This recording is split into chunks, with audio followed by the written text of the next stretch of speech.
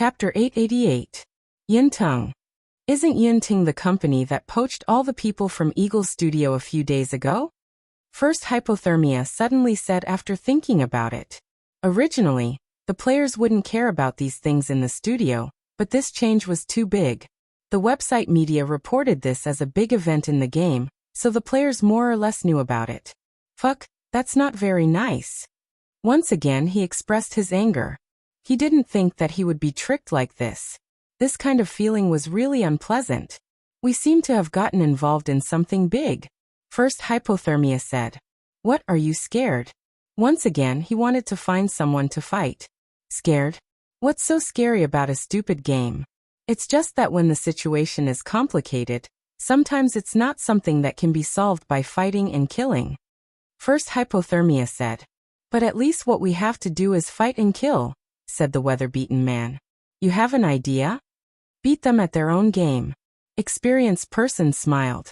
Just like when he took the initiative to PK with Qianli, he also smiled confidently. Comrades, I'm back. On the other side, Gufei had already found Sword Demon and the others and successfully met up with them. Where are the opponents? Gufei, who had cleared his PK points, was full of energy. On the street ahead. We're fast, so there's no need to chase too closely. Right now, everyone is discussing how to harass them. Sword Demon said. Surround them? Gufei asked. Their numbers are at least 10 times ours. Sword Demon said. Then what are you going to do? Gufei asked. First, the archers will attack from a distance and test their reactions. Sword Demon said. Comrades, it's time to show off. Yutian Shenming shouted. He looked like the leader of the archers. Of course, he was very overpowered. When it came to archers, he was indeed the #1 figure. Oh! The archers echoed Yutian Shenming. Follow me. Yutian Shenming knocked an arrow on his bow and rushed forward in CS mode. Go go go. The others didn't fall behind, each one more CS than the other. Thieves, go into stealth and wait for an opportunity. The Sword Spectre called out. It seemed that they had already reached an agreement before Gufei arrived. And the two professions were prepared to work together. What about me? Gufei saw that everyone was about to disperse. Whatever. Sword Demon patted Gufei. The big shots had just met up with a new big shot. At this time, they contacted the next big shot, and were preparing to go to the next place. Suddenly, they heard a whistling sound in the air. Of course, the experienced people immediately determined that this was an attack from an archer, but they did not seem to be too flustered. Along the way, they discussed many issues in detail. One of them was to choose the person in charge of commanding. He was originally the captain, and his performance was more active and experienced. In the end, he was elected to be the commander. Over there. Sword Adjudicator was also an expert archer. He was able to determine the direction of the sound and reported to their commander. Respond. Observe the situation first. Experienced Frost said in a low voice. There's nothing to respond to. Glacial Level 1 was now the leader of the priests. He sighed. Experienced Frost was startled. It's a concentrated attack, Glacial Level 1 explained. The attack came from behind them and was aimed at one player. Although the player heard the sound and dodged, he couldn't avoid it completely. He was instantly turned into a white light. The heavy warriors had already moved in this direction to provide cover. However, the archers who attacked were nowhere to be seen. There are more than 10 of them, one of the big shots said. The one who had just been killed was his subordinate. Through the health defense of his subordinates, he could determine the attack power of the enemy and estimate the number of people. We came from that direction. The terrain there is simple, and there's nothing to hide. They probably rushed out from that intersection and shot the arrows. Then they dodged back in. Glacial Level 1 pointed at the intersection in front of them. That's a small alley. Even if there are more people hiding there, they won't be able to form an effective pincer attack. Once again, this guy had a good memory. Not only could he remember people, but he could also remember the places he had walked and the things he had seen for a long time. Although the commander was experienced, the big shots also played their strengths and provided information to Experienced Frost as much as possible for him to make a decision. Danger could easily cause people to stick together. At this time, these unruly characters in each city had completely relied on each other. Go. Experienced Frost waved his hand and commanded everyone to pounce forward. Team 1 to 4 on the left, Team 5 to 8 on the right. Experienced Frost nodded. In order to make it easier to command, the teams of the important figures were numbered with numbers. The newly received team naturally became the 9th team. It seemed that he still didn't understand the current situation and was somewhat absent-minded. In the end, he instructed him, "You stay in the middle and provide support." Okay. The new team responded.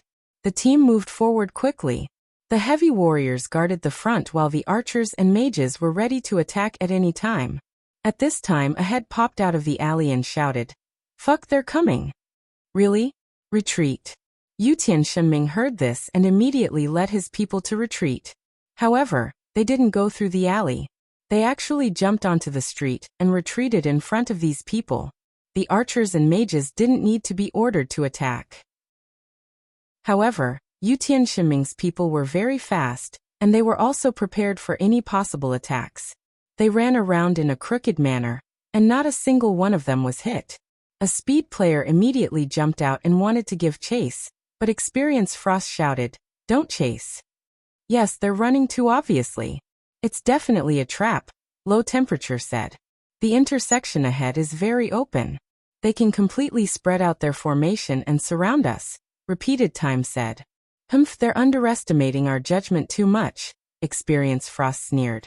"What do we do now?" Sword Adjudicator almost led his people to give chase. Most expert players liked to think that they were the best in their class and couldn't bear to see their own kind perform in front of them. Continue to the rendezvous point. However, be careful behind you. Pay attention to the crossroads and street corners. They've already caught up to us and can attack us at any time, Experienced Frost said. "It seems like they're already here." Sword Adjudicator looked behind him. After Yutian Shenming's archers ran out of their attack range and saw that no one was chasing them, they immediately stopped and turned around to attack again. Humph, they've already been discovered by us. What can they do with so few people? Heavy armor protect, priests supply, archers counterattack, team continue to advance, Experienced Frost said.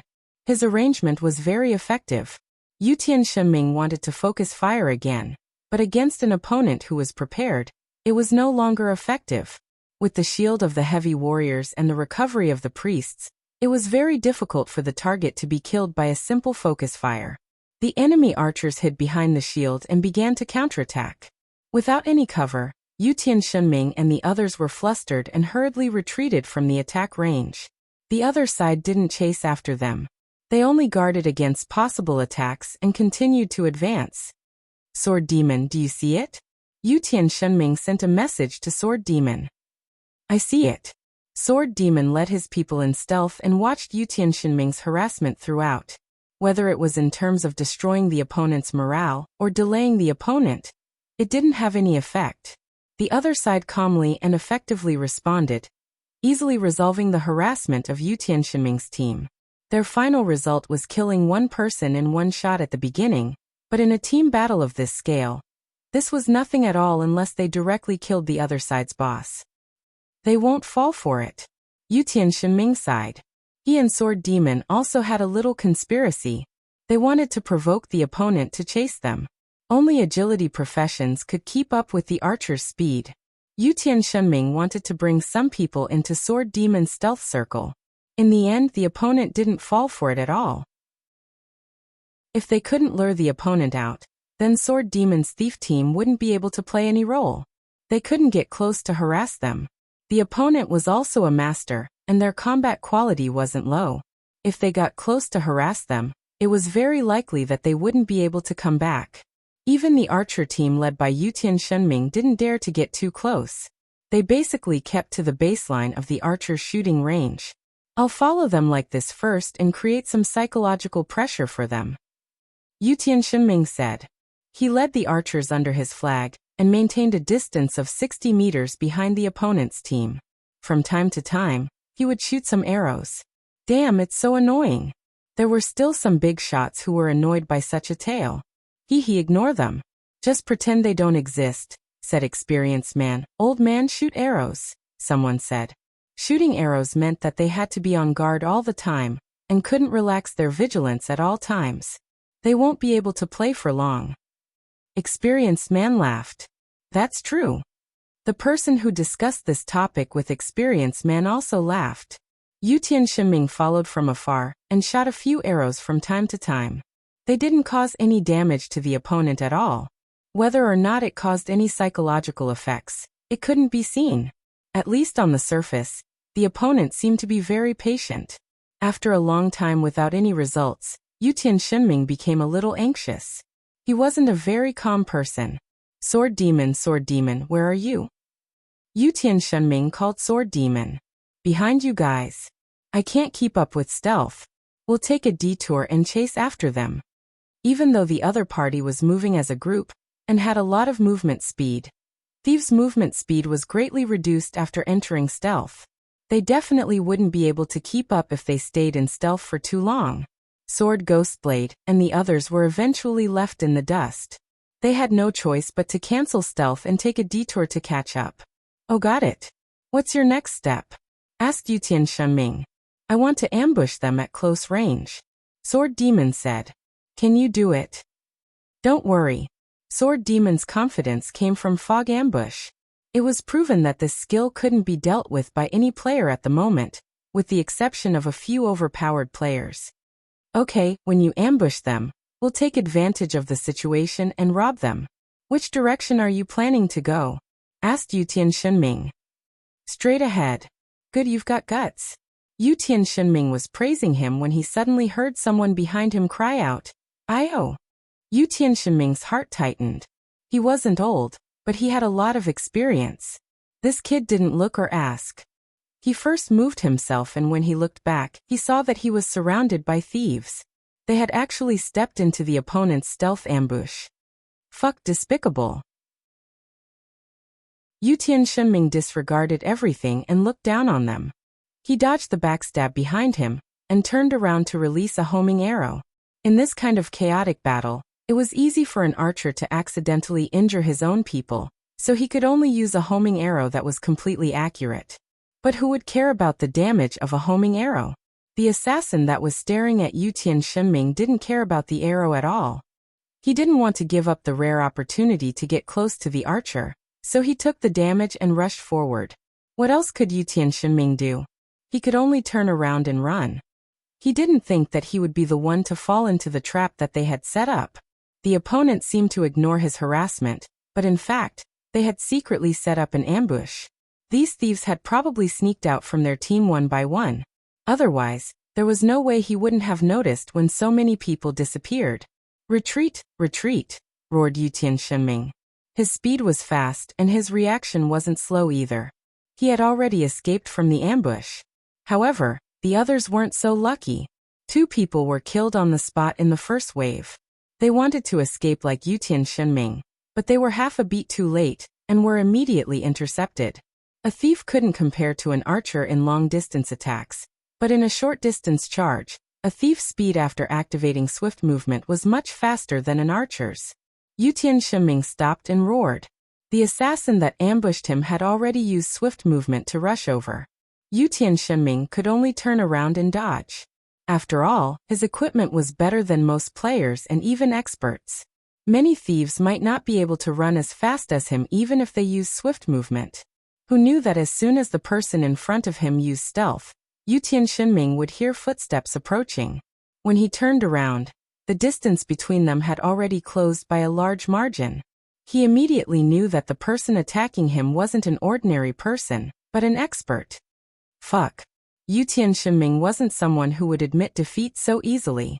When he saw a street in front of him, he immediately turned around and stopped in his tracks.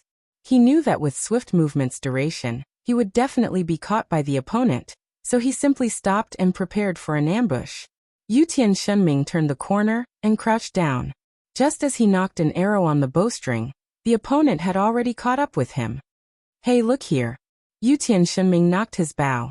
When the arrow was less than 2 meters away from the opponent's head, he loosened his hand and released the arrow.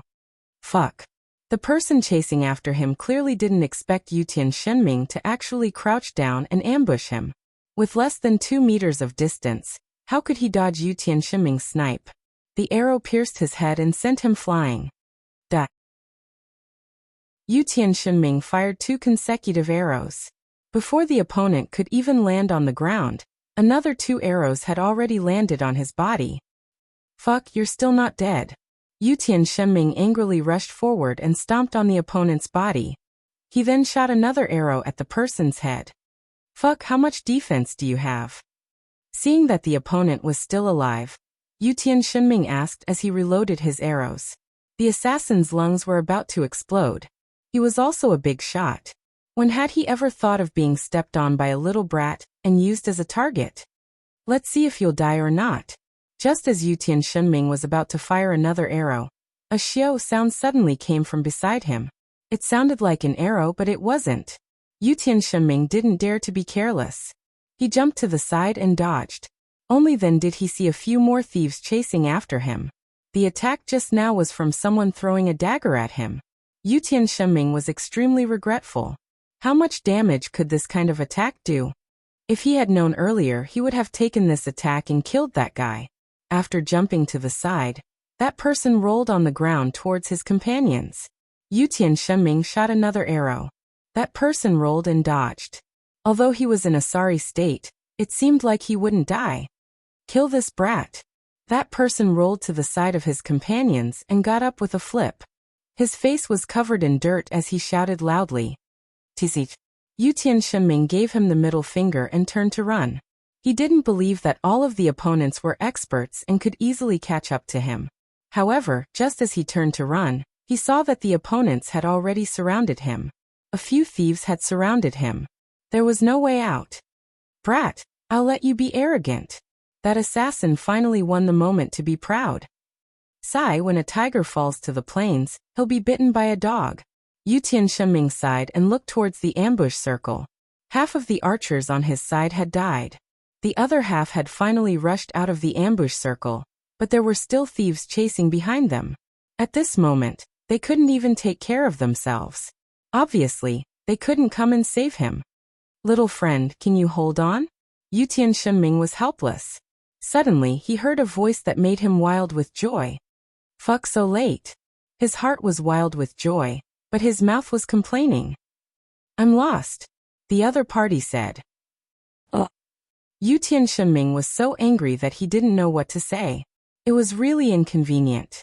No matter what he scolded, it seemed like he would be scolded. All the assassins turned around to look at this person who had come halfway, and immediately shivered. Qianli is drunk. The other party's voice was filled with despair. Yutian Shenming was very jealous. He was also an expert. Why couldn't anyone recognize him? Looking at this person's appearance, his opponent's reaction and trembling. Qianli is drunk is here. The big shot leading the team sent a message to the other bosses. His tone was like saying that the end of the world had arrived. Fuck, how is that possible? He washed away 29 PK points so quickly? Everyone was surprised. If they let them know that this was still a very slow time for Gu Fei, who knew how they would feel. He doesn't have to clean up before he comes again. Someone said. Retreat. When Weathered Frost sent this message, the team sent a system message at the same time. Player Crossroads has left the team's range, and has automatically left the team. Crossroads, one of the 31 big shots, was the 15th master on the Thieves leaderboard a second ago. In the end, he took a sword from Gu Fei and died. Gu Fei didn't even know that he was a master. Gu Fei's judgment of masters had become simpler and simpler. Those who could survive his double flame flash were the so-called masters in the game. Crossroads, who had been shot several arrows by Yutian Shenming, was deprived of the opportunity to be judged as a master by Gu Fei. Butterfly Knot. Chapter 888, What Great Fortune.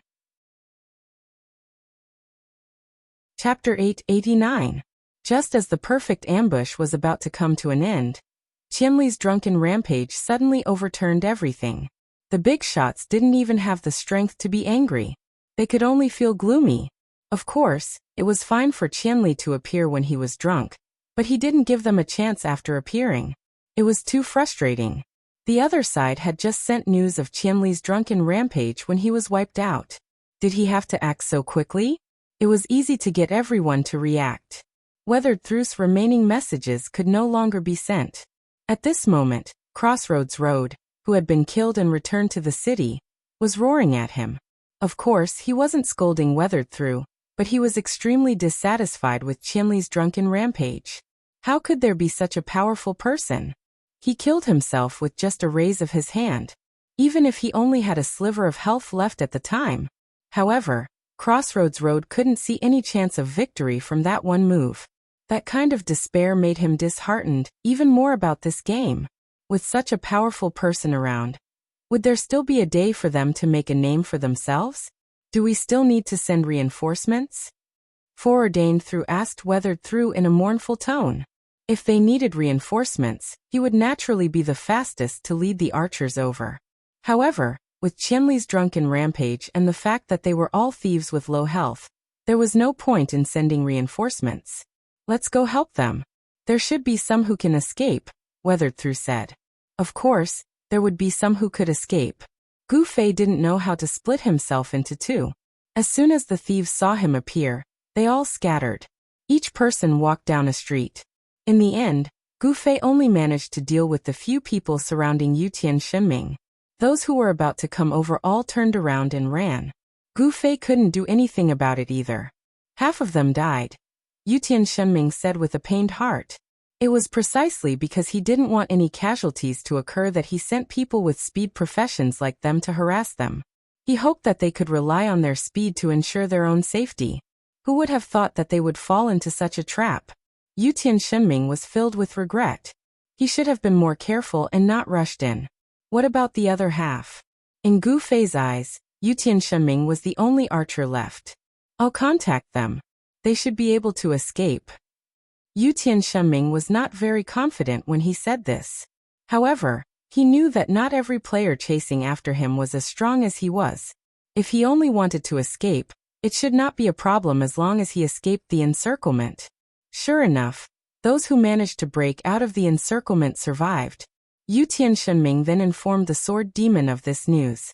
The Sword Demon was also distressed. We were too careless. The guild immediately knew about this matter. Han family young master's evaluation was only one word. Idiot. No one knew who he was referring to. Although Gu Fei had appeared in the end, in a sense, he had only saved Yutian Shenming. For them, ensuring that their side's strength was not damaged was more important than eliminating the enemy's experts. This was because Han family young master had already said that the number of experts that the enemy could send out was a bottomless pit. However, if they lost a level, they would lose a portion of their strength. And now, the archers that Yutian Shenming had brought out were considered good in the guild, but half of them had been lost. One could imagine how depressed Yutian Shenming was. Which way did they go? Gu Fei asked Yutian Shenming. That way. When the ambush appeared, the enemy's team was not far in front of them. Although they had disappeared, Yutian Shenming had observed their movements. Chase. Gu Fei rushed out. Yutian Shenming had no choice but to quickly follow. There was also a fleeing thief on this path. When he saw the two people chasing after him, he hurriedly called for help from the rest of his group. How many people? Experienced veteran asked. 2 Qianli drunk and the archer he saved. The other side reported. Hold on. Take them for a ride. As soon as he finished speaking, he gathered everyone. This is an opportunity. Make good use of it. Let's ambush 1,000 Miles drunk. Killing him is as easy as killing 100 people. But we're not familiar with the terrain. We don't know where to set up an ambush. Relying on thief stealth is clearly not enough to ambush him. Low Temperature said. Again, do you have any impressions of the places we've passed? Experienced veteran asked. Again, he had already seen through this person's characteristics. He couldn't just think of it as having a good memory. In fact, this person was good at observation. He would pay attention to everything he saw. That was why he had a photographic memory. Yes. Not far from here, there's a narrow alley. The houses on both sides aren't tall. Maybe we can hide on the houses and wait for Qianli drunk to be brought into the alley. Then we can jump down from both sides and trap him in the middle. That way he won't be able to escape. Again he had an idea. Do you know how to get there? Experienced veteran asked. Won't it be easy to bump into him if we go back the way we came? I'll bring some people to go around from the back. We're going to the houses anyway. Again said. All right, Team 5, 7 and 8 will go with you. Pay attention to his teleportation skill. I estimate that his movement distance should be between 6 to 8 meters. It can't be more than 8 meters. You have to be careful.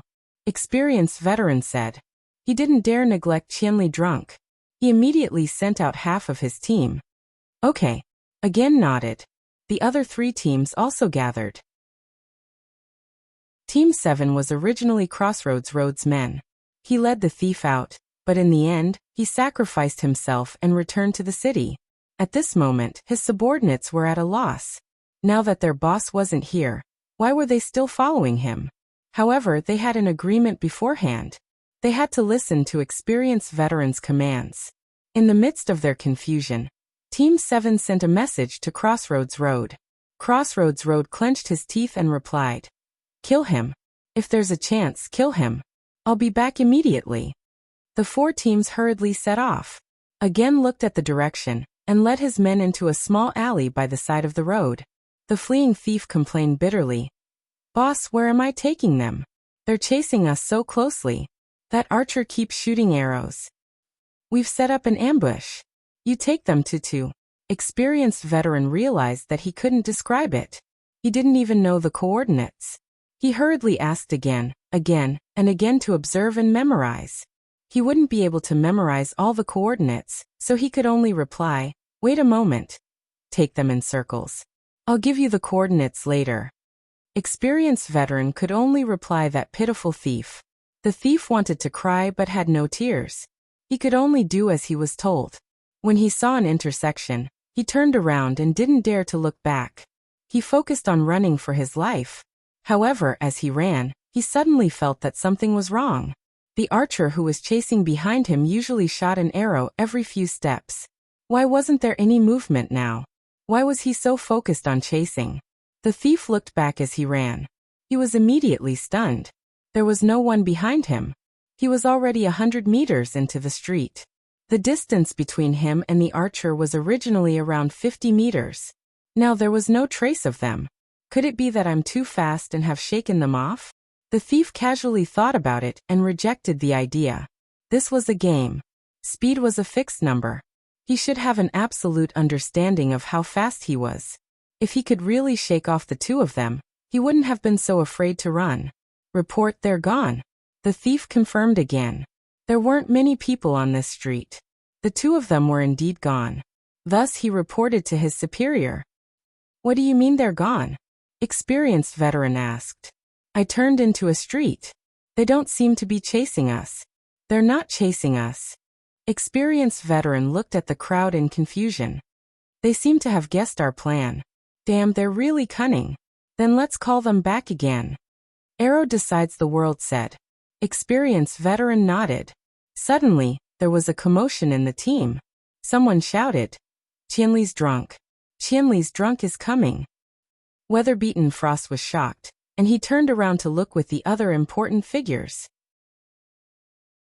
Indeed, 1,000 Miles drunk and an archer were chasing after them at high speed. Tears streamed down his cheeks at that moment. He knew that he had misunderstood. More accurately, the thief had misunderstood. How was Qianli's drunk chasing him? He was just a small character. He wasn't even taken seriously by Qianli's drunk. Qianli's drunk was chasing their team.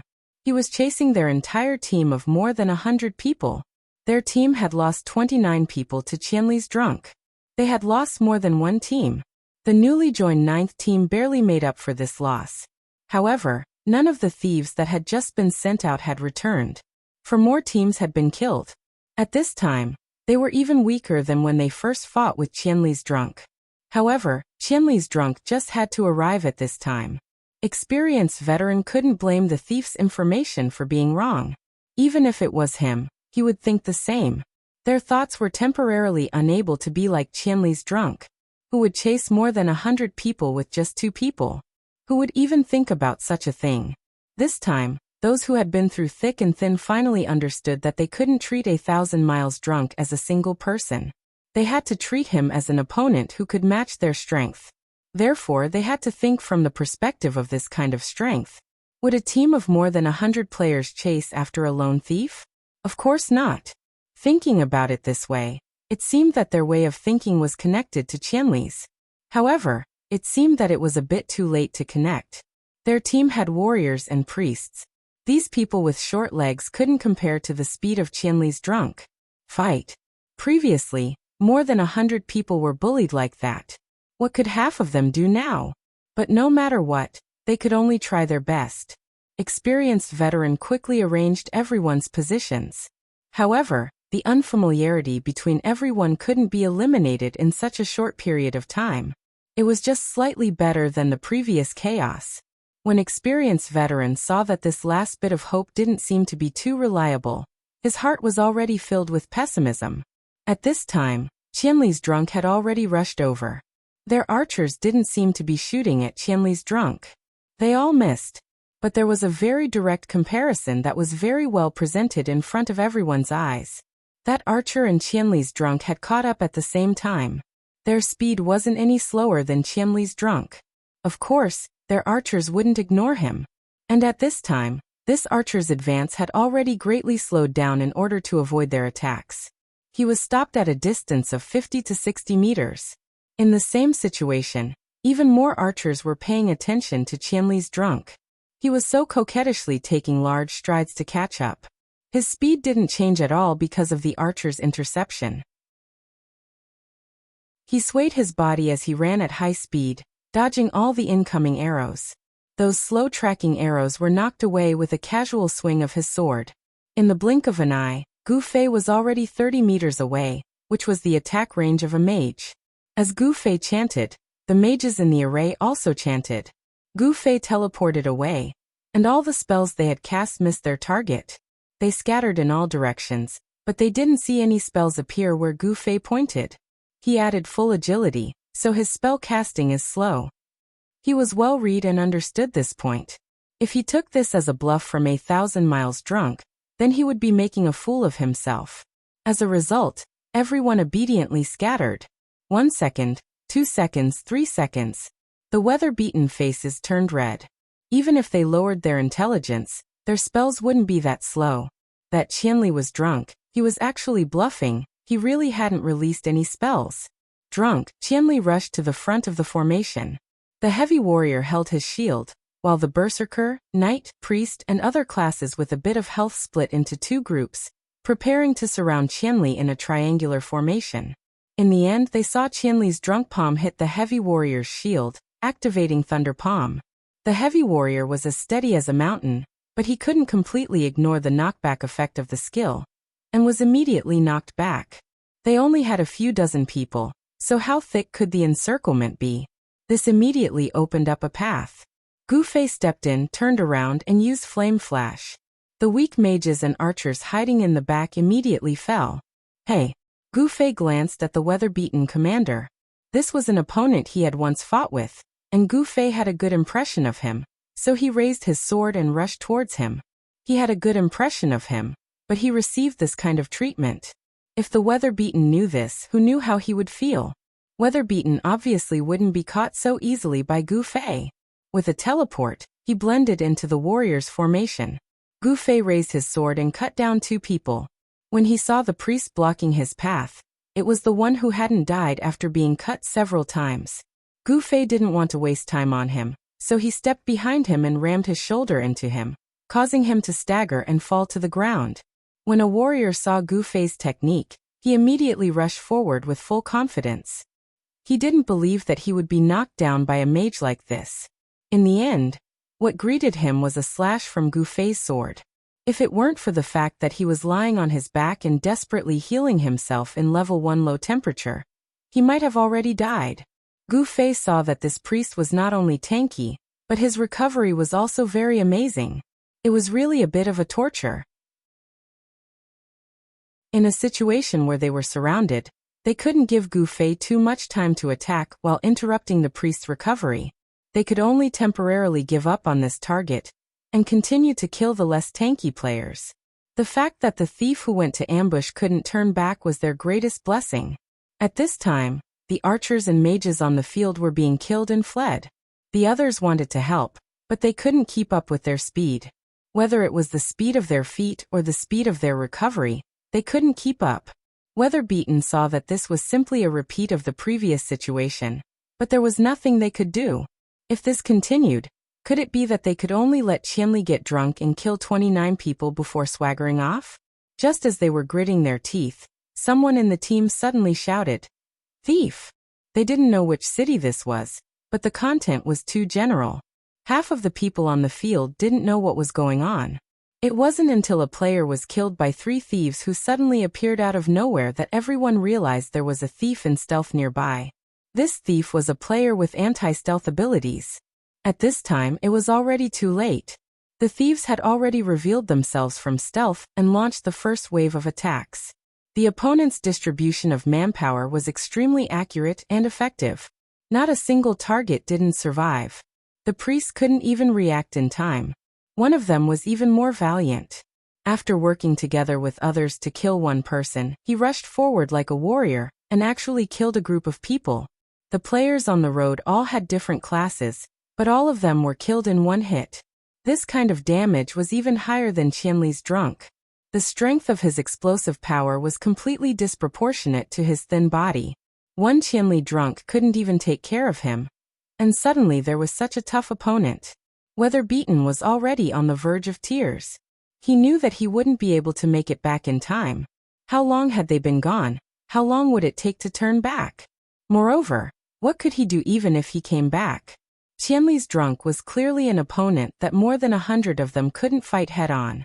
The formation that was already scattered by Qianli's drunk was even more fragmented under the injection of this new force. Weatherbeaten looked up at the sky and sighed. There was no other way. In this kind of battle of strength, the weaker side would lose. It was just that simple. Even if there was a strange formation or a wretched commander, this was a team that hadn't even gone through a break-in period. There was no way they could display this kind of strength. Right now, the only thing he should be worried about was whether or not he could survive. "Use your scrolls to retreat," someone shouted. Weatherbeaten could tell that it was a level 1 low temperature. These people had come with scrolls, so of course they were also preparing to use scrolls to return. They had already bought the return scrolls this time. No matter how expensive the scrolls were, they couldn't compare to a player's level. The players who had scrolls had already taken out their scrolls and tried their best to meet up with the players who didn't have scrolls and leave together. Obvious intentions would naturally be met with obvious obstructions. Those who were found could only blame themselves for being unlucky. However, Gu Fei's group had fewer people, so they couldn't cover everything. In the end, the other side still successfully activated their scrolls. "Be careful, don't get teleported away too," Sword Demon reminded. To interrupt the teleportation, they had to get close and attack. They had to grasp the timing well. If they were a bit late and the teleportation formation activated and matched the quota, they would be teleported together regardless of whether they were in the same team or not. If they teleported away, it might be a situation where the other side had to fight 2-1 or even 3-1. The other side wasn't mediocre, and they didn't have anyone to look out for each other, so it would be troublesome. As the teleportation continued to succeed, the number of people in the field decreased.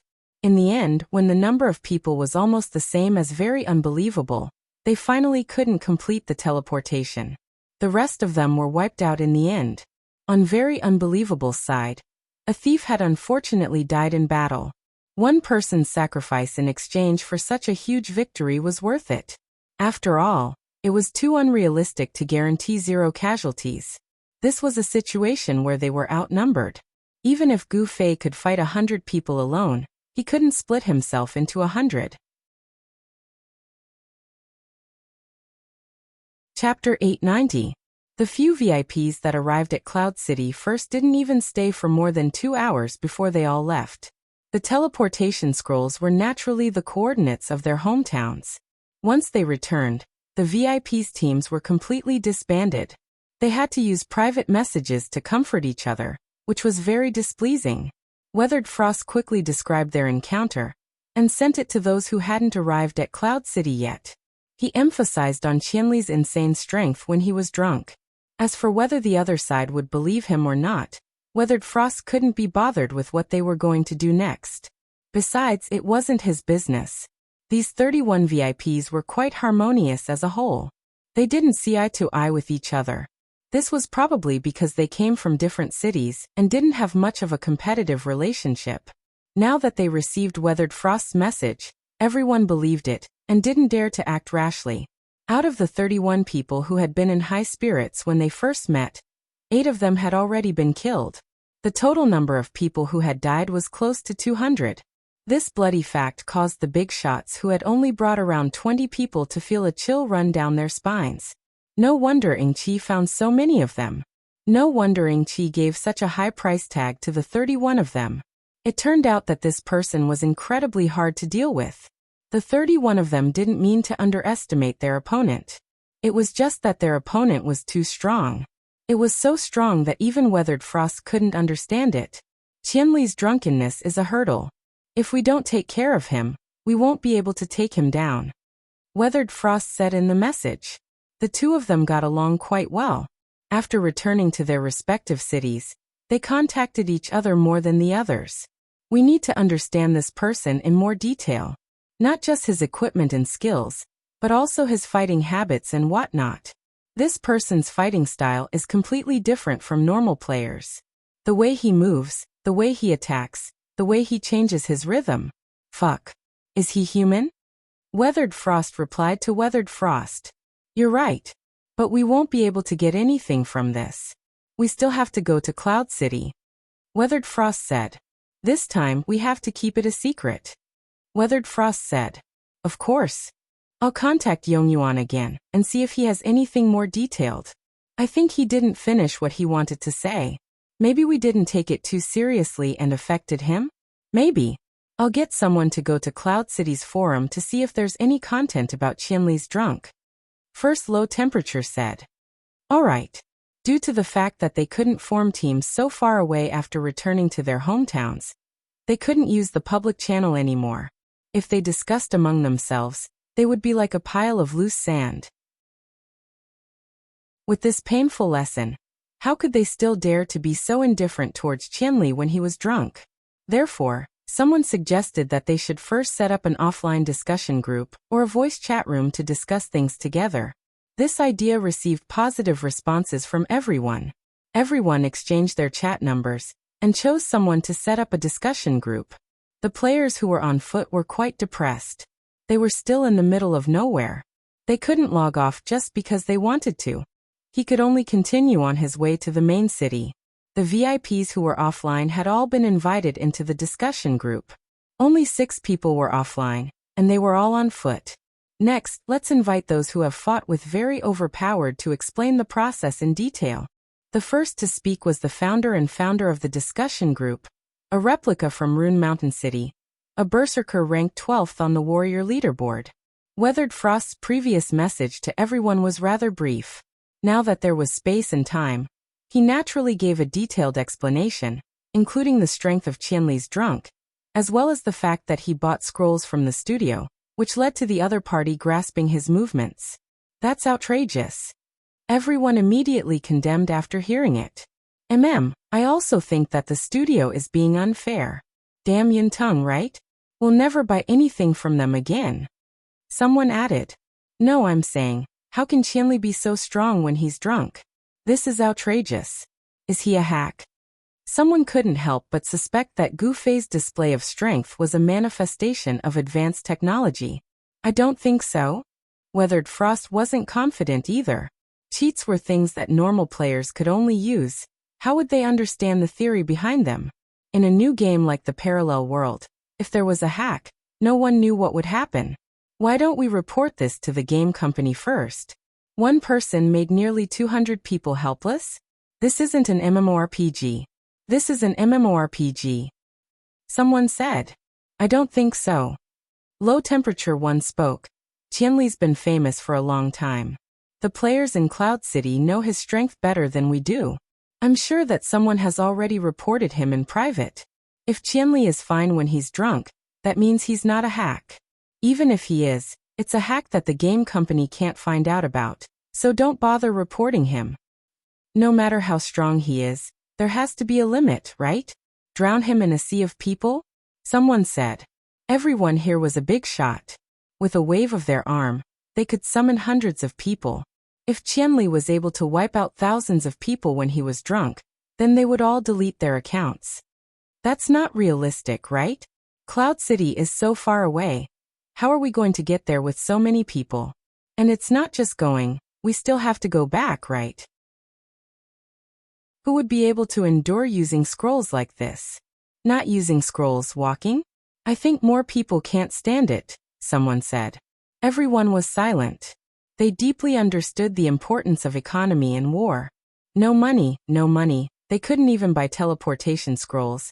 They couldn't even transport troops. How could they fight a war? What I'm saying is that we should first understand Qianli's strength and see if we can find a way to deal with him.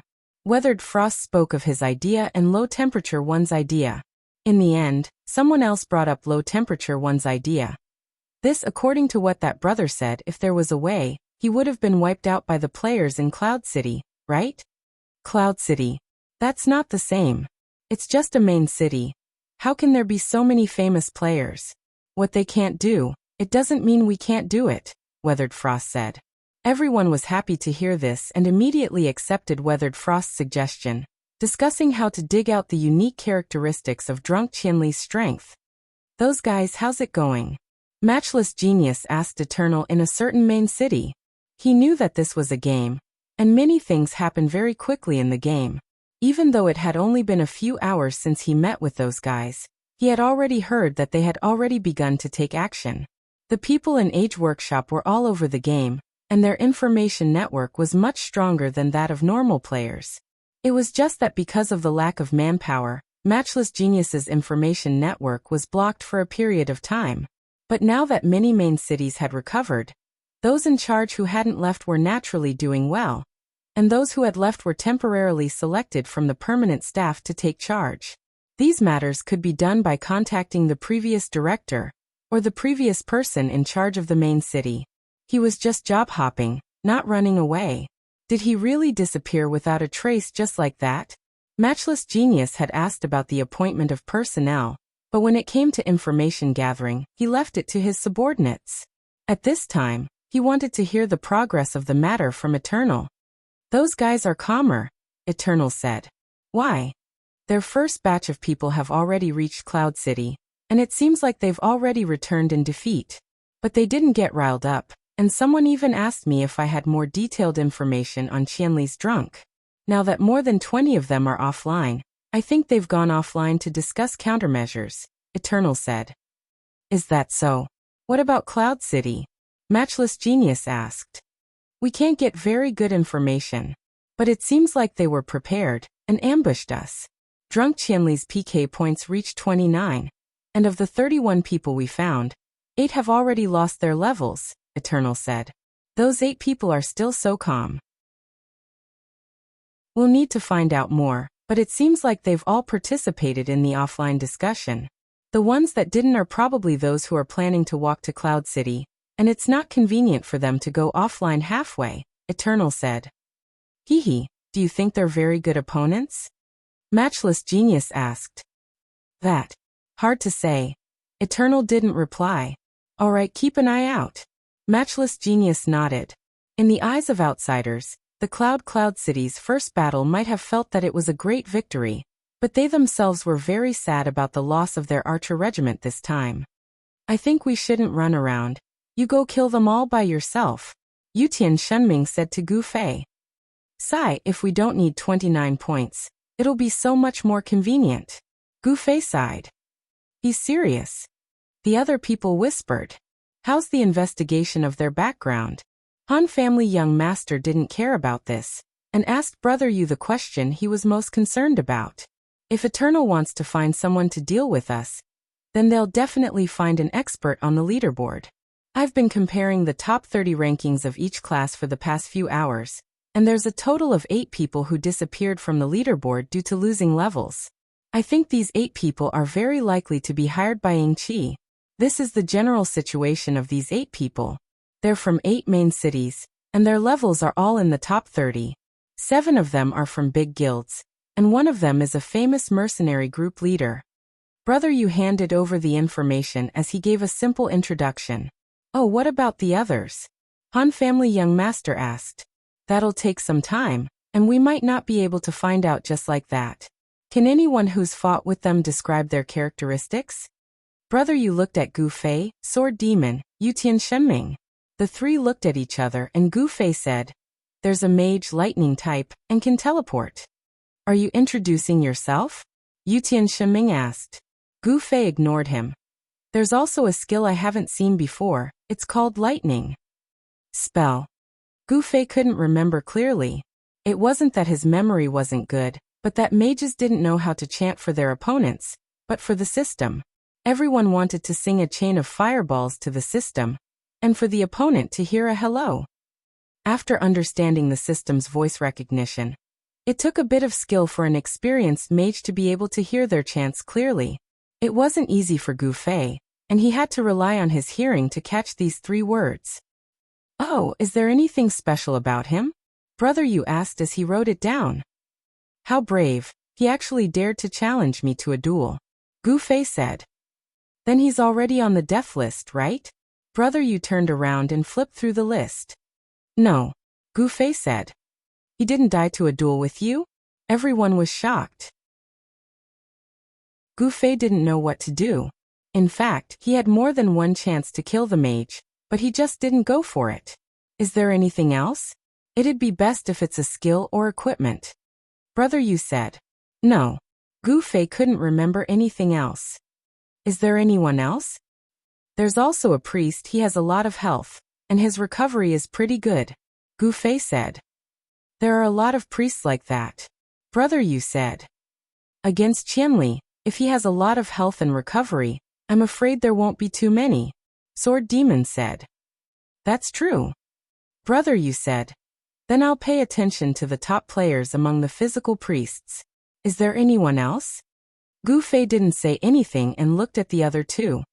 There's an assassin, he runs really fast, and when he uses swift movement, he's even faster than me. Yutian Shenming also began to introduce, showing that he had also fought against experts. That's fast enough. Brother Yu nodded. This was similar to the priest that Gu Fei introduced. Assassins were fast, and priests had high health. These weren't really characteristics, but with this kind of reference, they suddenly became big characteristics. His defense is also very high, he didn't die even after taking a few of my arrows. Yutian Shenming said. Which one? Gu Fei asked, he didn't remember such a person. The one you killed when you first appeared. Yutian Shenming said. Gu Fei was speechless.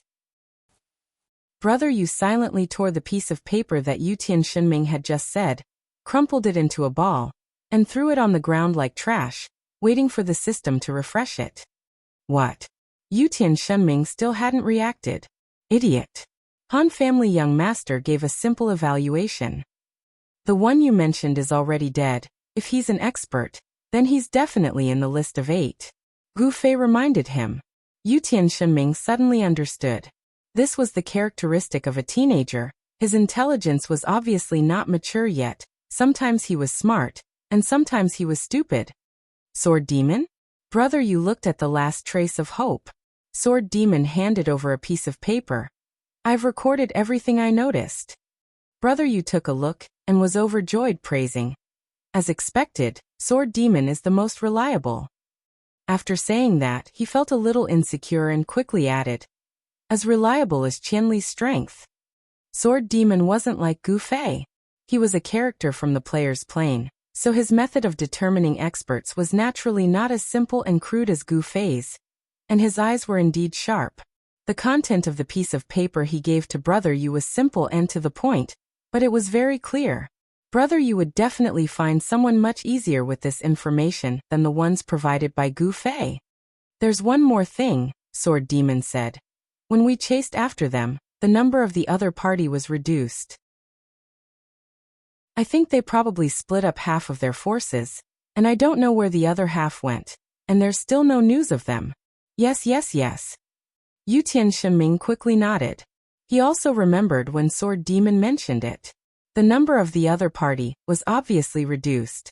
Even if they split up some thieves to ambush them, it shouldn't be that small. If half of them were gathered together, it would still be very conspicuous. It seems that the other party also realized this, and now they're splitting up. Han Family Young Master said. From the looks of it, apart from a few top experts, most of them are just ordinary experts. Sword Demon said. Everyone understood the meaning of ordinary experts. Most of the members of the big guilds were worthy of this title. However, there weren't many members of the very overpowered guilds with this title. People like Yin Xiang could be considered, and most of them were very common players. The people brought by Yin Zhongmu were valiant, but after going through a great battle, their levels and equipment were all damaged, especially those that had fallen below the 40 mark. They were definitely too embarrassed to call themselves experts. Therefore, even if the other party was scattered, these kinds of ordinary experts would still have the advantage in a one-on-one situation against the very overpowered commoners. Sword Demon immediately sent out a message, telling everyone to be careful. It would be best to work in a team. Just as he sent out this message, a private chat message suddenly came in. Sword Demon opened it, and was surprised to see that it was actually from Unsworn Sword. Gu Fei also received the same message. This was already a kind of convention. If you wanted to contact the very overpowered players, you wouldn't just look for the guild leader, but also Gu Fei. This was to express the importance and respect of this super expert. Unsworn Sword is looking for me, Sword Demon said. Oh, he's also looking for me, Gu Fei also said. Looks like he's looking for us. Sword Demon understood. Will it be related to the current situation? Brother, you guessed. We'll know when we meet him, Sword Demon said. Unsworn Sword's message was to chat with them in person. Then let's go, Han Family Young Master said as he stood up. Those who wanted to go went. Those who didn't want to go didn't go. Gu Fei didn't want to go. There was still a bunch of PK points to clear. This time he had to go to Moonlit Night City.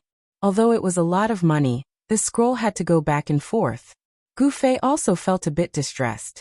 He was afraid that one day the scrolls would run out, and he wouldn't be able to buy them. What should he do then? Poor Thin Waist Dance had just cleared her PK points in Moonlit Night City. She flew back to Cloud City to contact this and that, anxiously asking where the fight was. In the end, when he found out that the fight was over, Gu Fei was going to clear a new round of PK points. He was half dead with anger. Later, when he found out that this fight wasn't over and that it would be continued later, he calmed down. The place where Unsworn Sword and Sword Demon met was a nearby tavern. Beside him were Wind Star and Time Reflected. Surprisingly, Gu Xiaoshang also came. What's the matter? After sitting down, Sword Demon asked. In the end, with him was Han Family Young Master, Gossip Brother Yu. I heard that a group of people came to cause trouble for you guys recently. Unsworn Sword didn't beat around the bush. You heard about it so soon? Sword Demon was surprised. Everyone on the street saw it.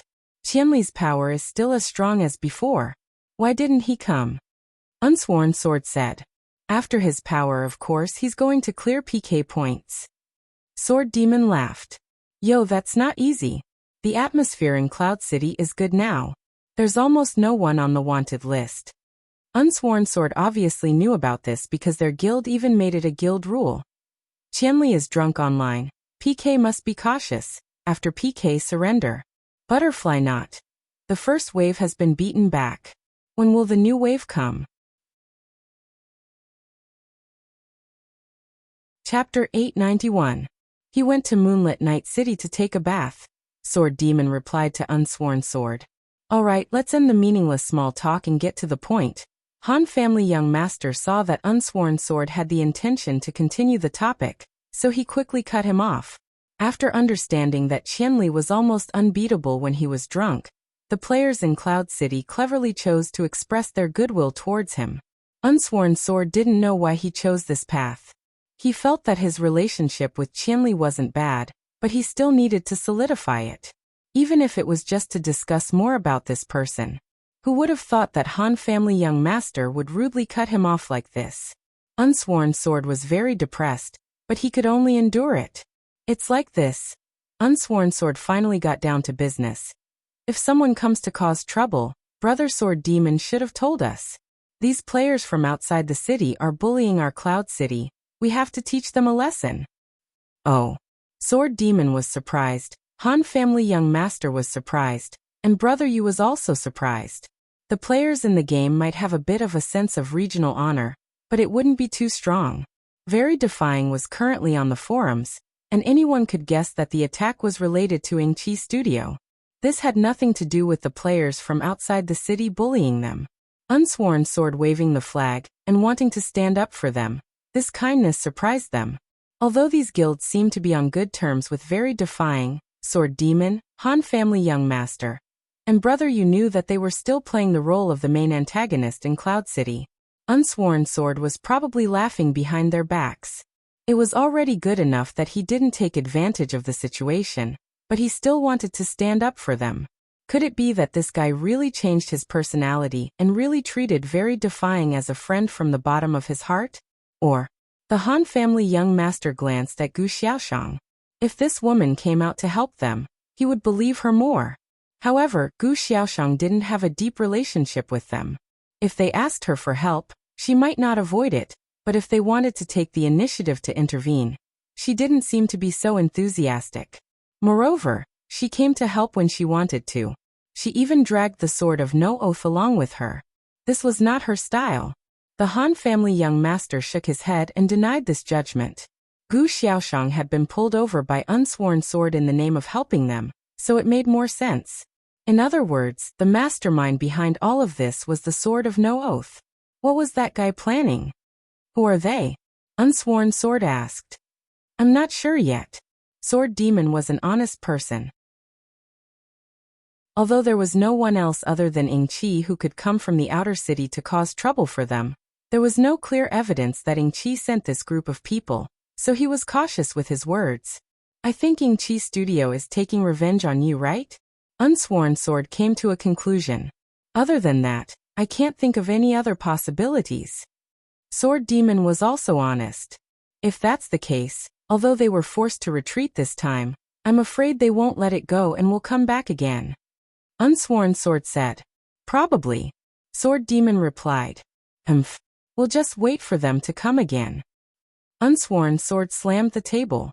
Sword Demon silently looked at him for a while before saying, Why did you invite me here, Guild Leader Unsworn?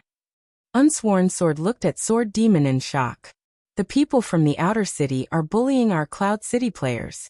As the biggest guild in Cloud City, how can we sit back and do nothing? Didn't we invite Xiaoshang to come with us? Boss Sword Demon, don't worry, we'll support you to the end. I don't want to trouble you guys, right? Sword Demon already knew what Unsworn Sword was trying to say.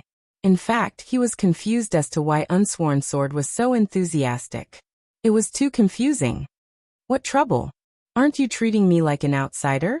Unsworn Sword said. My guild has already been mobilized. What's the current situation? What the hell is this guy doing? Brother Yu muttered in the mercenary channel. Unsworn Sword's enthusiasm was abnormal to anyone who saw it.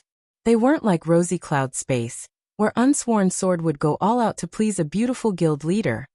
Of course he's not trying to please us. If he's trying to please us, it's still too early. Han family young master said.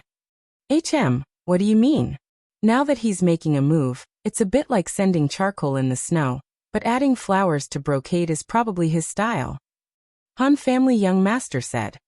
Makes sense. Brother Yu nodded. Unsworn Sword looked like a thick-skinned guy, but he was actually quite smart. Just relying on being thick-skinned wasn't enough to lead such a large guild. Why aren't you guys saying anything? Unsworn Sword asked. The current situation is hard to describe. We don't know what the opponent's next step is.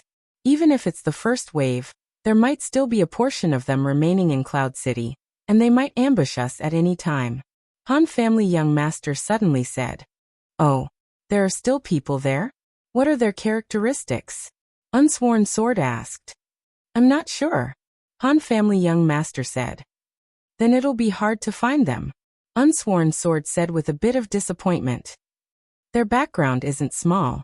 Among the members we killed in the first wave, 8 of them are likely to be in the top 30 of their respective professions. Han family young master said. The stronger the opponent, the more excited I get. Everyone almost vomited. Gu Xiaoshang had already slammed the table and stood up, but in the end he still looked at Sword Demon and the others. If there's anything, just let me know. Han family young master nodded. From what he saw, Gu Xiaoshang's attitude was more normal. Unsworn Sword's attitude was a bit too polite. But after probing step by step, Han family young master felt like he could more or less guess what this guy was thinking. These 8 people also came from different main cities. This time, we'll be facing experts from all over the game. Han family young master said. It's my honor. Unsworn Sword's pretense had no end. Then in this situation, if it was you, what would you do? Han family young master changed the topic. Using stillness to counter change, and remaining unchanged to deal with all changes. Leave more scouts in the city and pay attention to the movements of these team players. Unsworn Sword said. Especially those with gorgeous equipment. You have to pay attention to them. In fact, we all know which experts in Cloud Peak City can make people's eyes light up, and most of them are known to us. The Han family's young master said. Yes, yes, yes. Unsworn Sword nodded. Among the group of people who haven't left yet, there might be people like that. Han family young master said. I'll tell people to pay attention. Unsworn Sword said. Thank you for your help, Unsworn Sword. Han family young master said. Don't mention it, it's what I should do. Unsworn Sword heroically waved his hand. What do you mean, you're just going to accept this guy? Brother, you asked in the channel. There's no reason to refuse. Plus, you can't refuse. Han family young master said. Unsworn Sword. Seems to be very interested in experts. Brother, you said. Unsworn Sword. Seems to be very interested in experts. Sword Demon carefully observed and noticed the excitement in Unsworn Sword's words. Does he really think of Qianli as his idol? Brother Yu was puzzled. Being interested in experts had always been Gu Fei's style. What he's interested in is probably the equipment of experts, right? Han family young master said. Oh. Brother Yu paused. A lot of bosses with exquisite equipment are suddenly coming over. Are you interested? Han family young master asked. This guy is too evil. Brother Yu sighed. Unsworn Sword was treating these experts as bosses that would drop top-tier equipment. This explained why Unsworn Sword was so enthusiastic and confident in getting his entire guild to participate in this battle. In the game, the guild leader's control over the guild was very average. There could be many reasons why a guild member could unite as one to complete a task. The guild leader's command was definitely not an effective motivation. But the benefits of obtaining top-tier equipment was definitely one of them. Did Qianli get anything from killing so many people?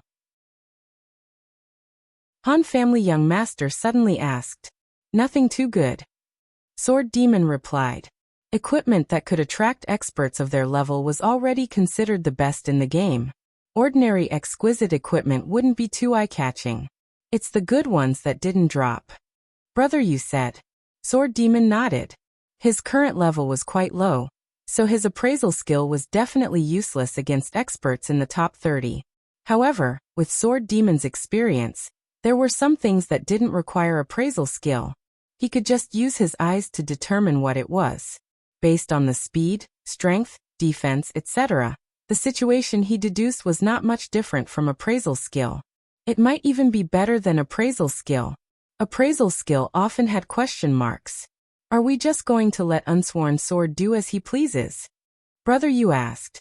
If this goes on, things will get bigger and bigger. Sword Demon frowned. Losing levels, losing equipment. What loss in the game was more hateful than this?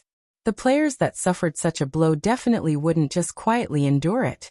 The more skilled they were, the more they would want to get back at them. This cycle repeated endlessly. In addition to the fact that the game was full of deaths, there was no need for future generations to take revenge. Yeah, it's going to be unprecedentedly lively, Han family young master said. While they were communicating in the channel, Unsworn Sword seemed to have made some arrangements in the guild. After he was done, he said, "Then if there's any new situation, make sure to inform me.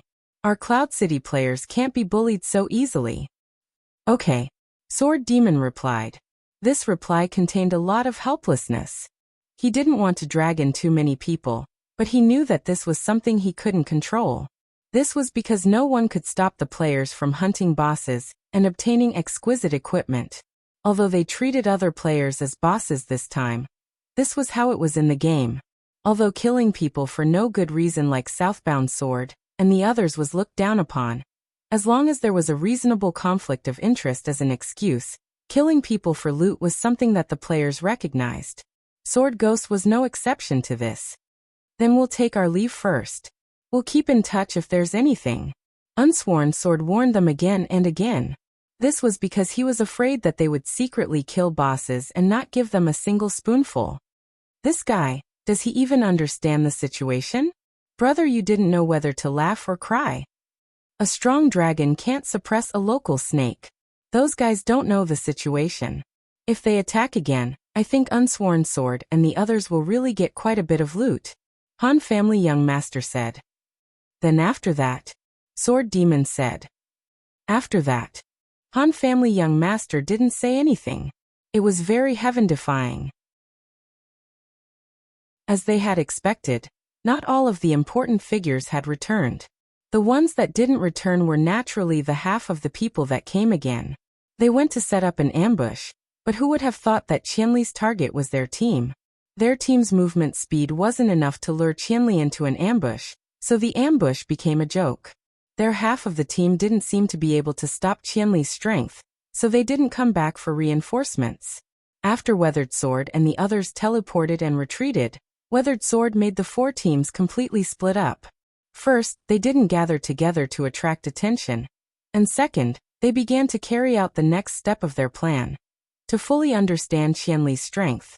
Other than the higher-ups of the four teams who went offline to participate in the meeting, the remaining players were currently in Cloud City's taverns, auction houses, trading streets, leveling areas, etc. They would bring the topic of Qianli's drunkard to gather more information. In the offline group meeting, they also made some progress. After a detailed analysis of the fight with Qianli's drunkard, Weathered Sword suddenly thought of a detail. Qianli's drunkard didn't use appraisal before he fought me. Weathered Sword said. Oh, everyone was surprised. This was an incomprehensible behavior among experts. As the saying goes, know yourself and know your enemy, and you will never be defeated. By understanding the opponent's equipment, you can determine the opponent's attack, defense, speed, and other attributes. If you also discovered the skills contained in the equipment, it would be even easier to defend against it. Maybe he's too strong. Weathered Sword said. Understanding the opponent's equipment isn't important to him anymore. Isn't it a bit hasty to come to this conclusion based on your PK with him? Maybe he just forgot at the time, and not because of his fighting habits? Someone doubted. Using appraisal to identify the opponent is a fighting habit in itself. Which one of you would forget this before a PK? If you forget, it means he doesn't have this kind of habit. Weathered Sword said. Makes sense. Someone agreed. Not using appraisal? Then it's a miracle that he's still alive. If he met someone with reflect damage, his high damage would have bounced himself to death. Someone said. The discussion group instantly quieted down. So the method to deal with Qianli's drunkard had already appeared so inadvertently? Reflect damage. Very few people would use this kind of equipment, right? Someone said. It definitely won't work if you train alone. You have to recover after a few hits. It's too much time and money to buy food. Someone said. Fighting the boss isn't bad. A high HP reflect, and then a bunch of clerics heal. The clerics will beautifully OT, no doubt about it. It's really a useless attribute that no one would choose. But in a special situation like this, it can finally be put to good use. Let's do this? Someone suggested. Chapter 892.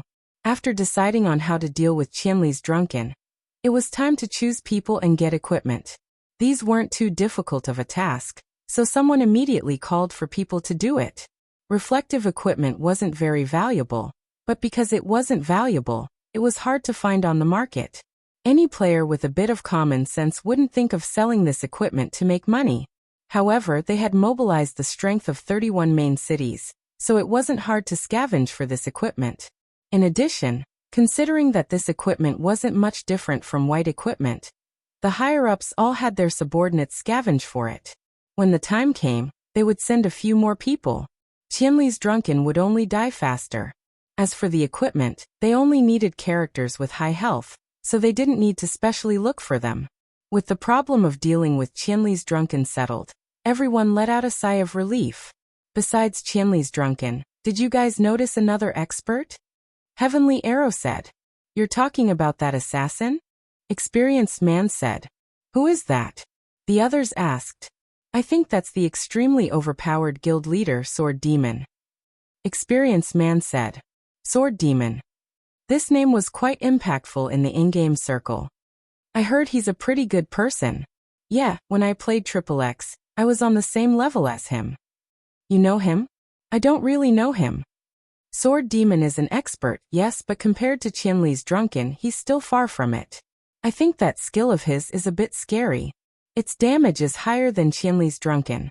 However, this kind of high damage skill will definitely have a long cooldown.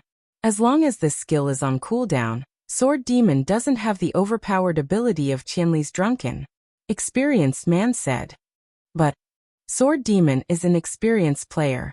He wouldn't ignore the appraisal before the battle, right? We can't let him see through our method of dealing with Qianli's drunken. Low Temperature said. It's not just him. Which decent player wouldn't do their best to identify their opponent before a battle? Someone said. Yeah. Qianli's drunkenness is outrageous. Everyone condemned.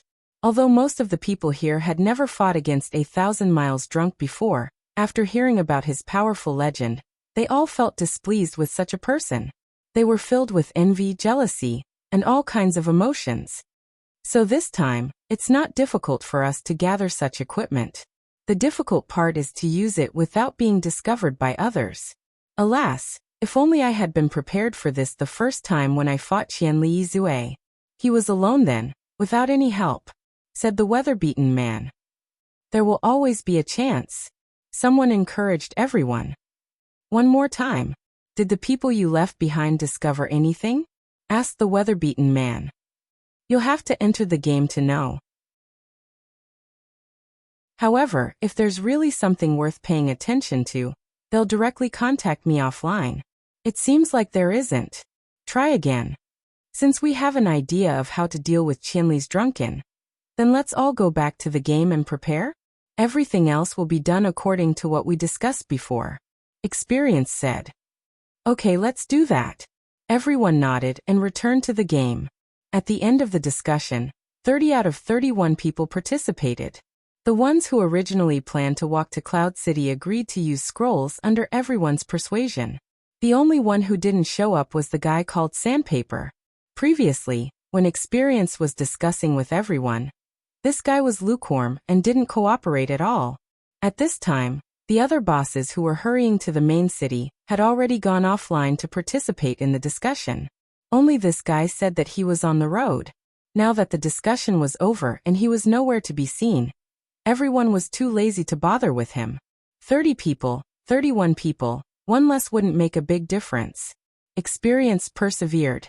After going online, he sent a message to Sandpaper, telling him the results of the discussion, especially pointing out that the other walkers were preparing to change to flying. In the end, Sandpaper replied with a lukewarm "got it." So Experience pointed out, if you're any slower, everyone will be finished by then. Finished implied that very overpowered had already been dealt with, but Sandpaper didn't participate, so how was he going to finding Qi to exchange for the reward? In the end, Sandpaper's reply was 3 words, "Got it." Damn it. Experienced angrily closed the message chat. This Sandpaper didn't know what was good for him, and was much more annoying than Qianli's drunken. After returning to the game, the VIPs personally took charge of the work. Everything was quickly implemented. The VIPs frequently exchanged private messages with each other. Even though it was a bit tiring, it was to prevent any mistakes. Experience was now officially appointed as the commander-in-chief of the Allied army. At this time, he was a bit busier than anyone else. When everything was ready, Experience finally sent a group message.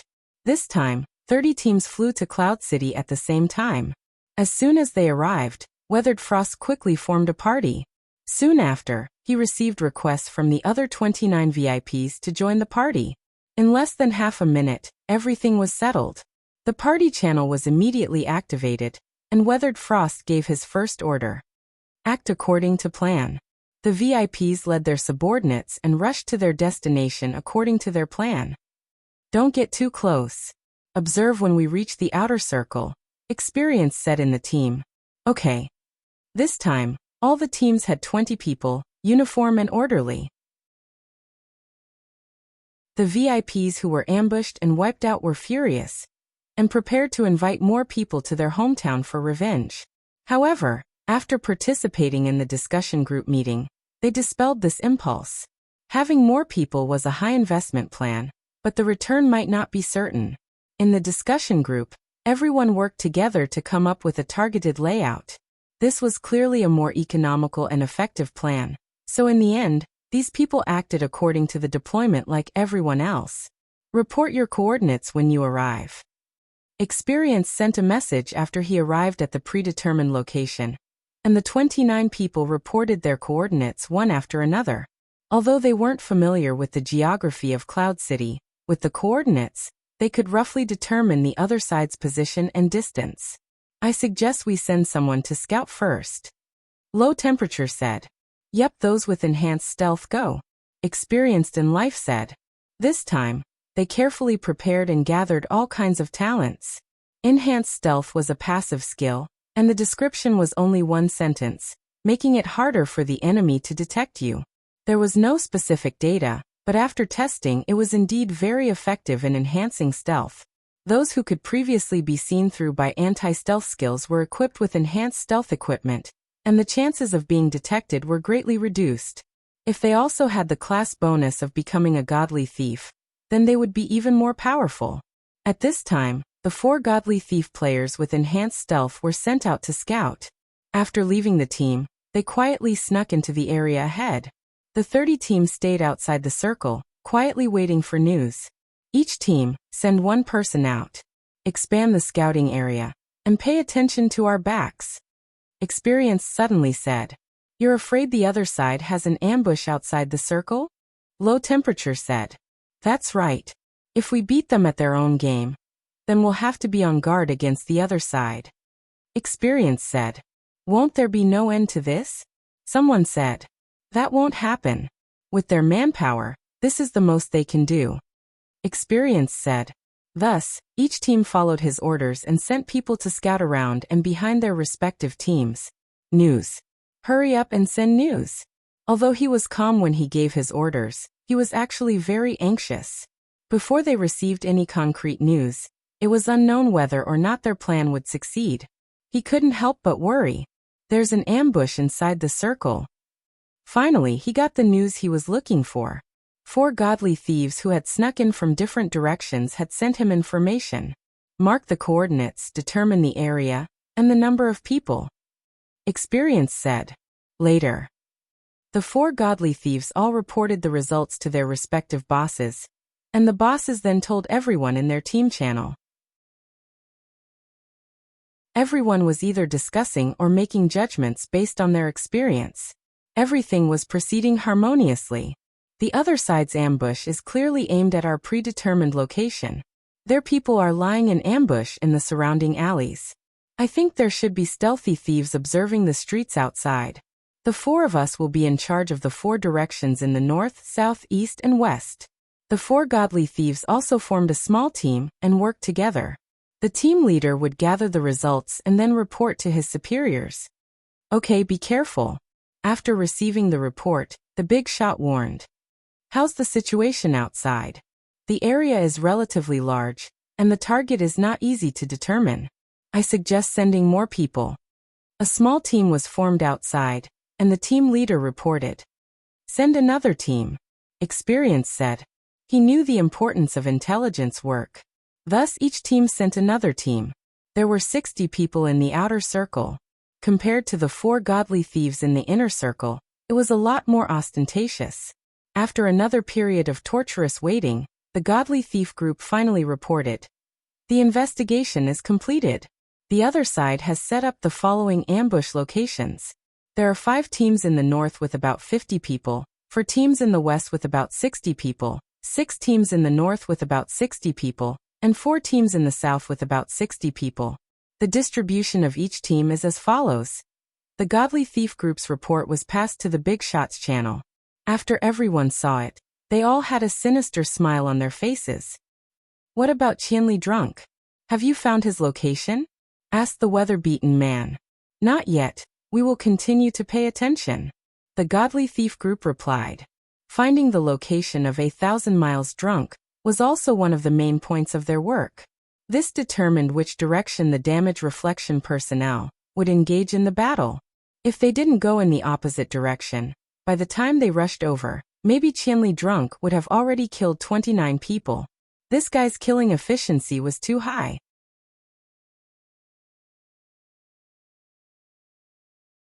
Chapter 893. How's the situation at the outer perimeter? After listening to the Thief God's report, Weathered Frost continued to ask about the outer perimeter. Nothing. The report from the outer perimeter made Weathered Frost completely relax. In the channel, Sword Adjudicator said, how can there be any outer perimeter? Very overpowered. They only have so few people and they're all inside. They're dead for sure. We can't just consider very overpowered. From the information we've gathered, although very overpowered is currently being ostracized in Cloud City, there are still some guilds that are familiar with it. For example, Eternal Life Amidst the Flowers. During a siege battle, he helped very overpowered turn the gun around, and was despised by all the players in the city. There's also Reborn Amethyst, a purely female guild where Qianli Drunk stayed for a long time. Damn, how did he get in there? During the siege, Reborn Amethyst was also one of the defending guilds.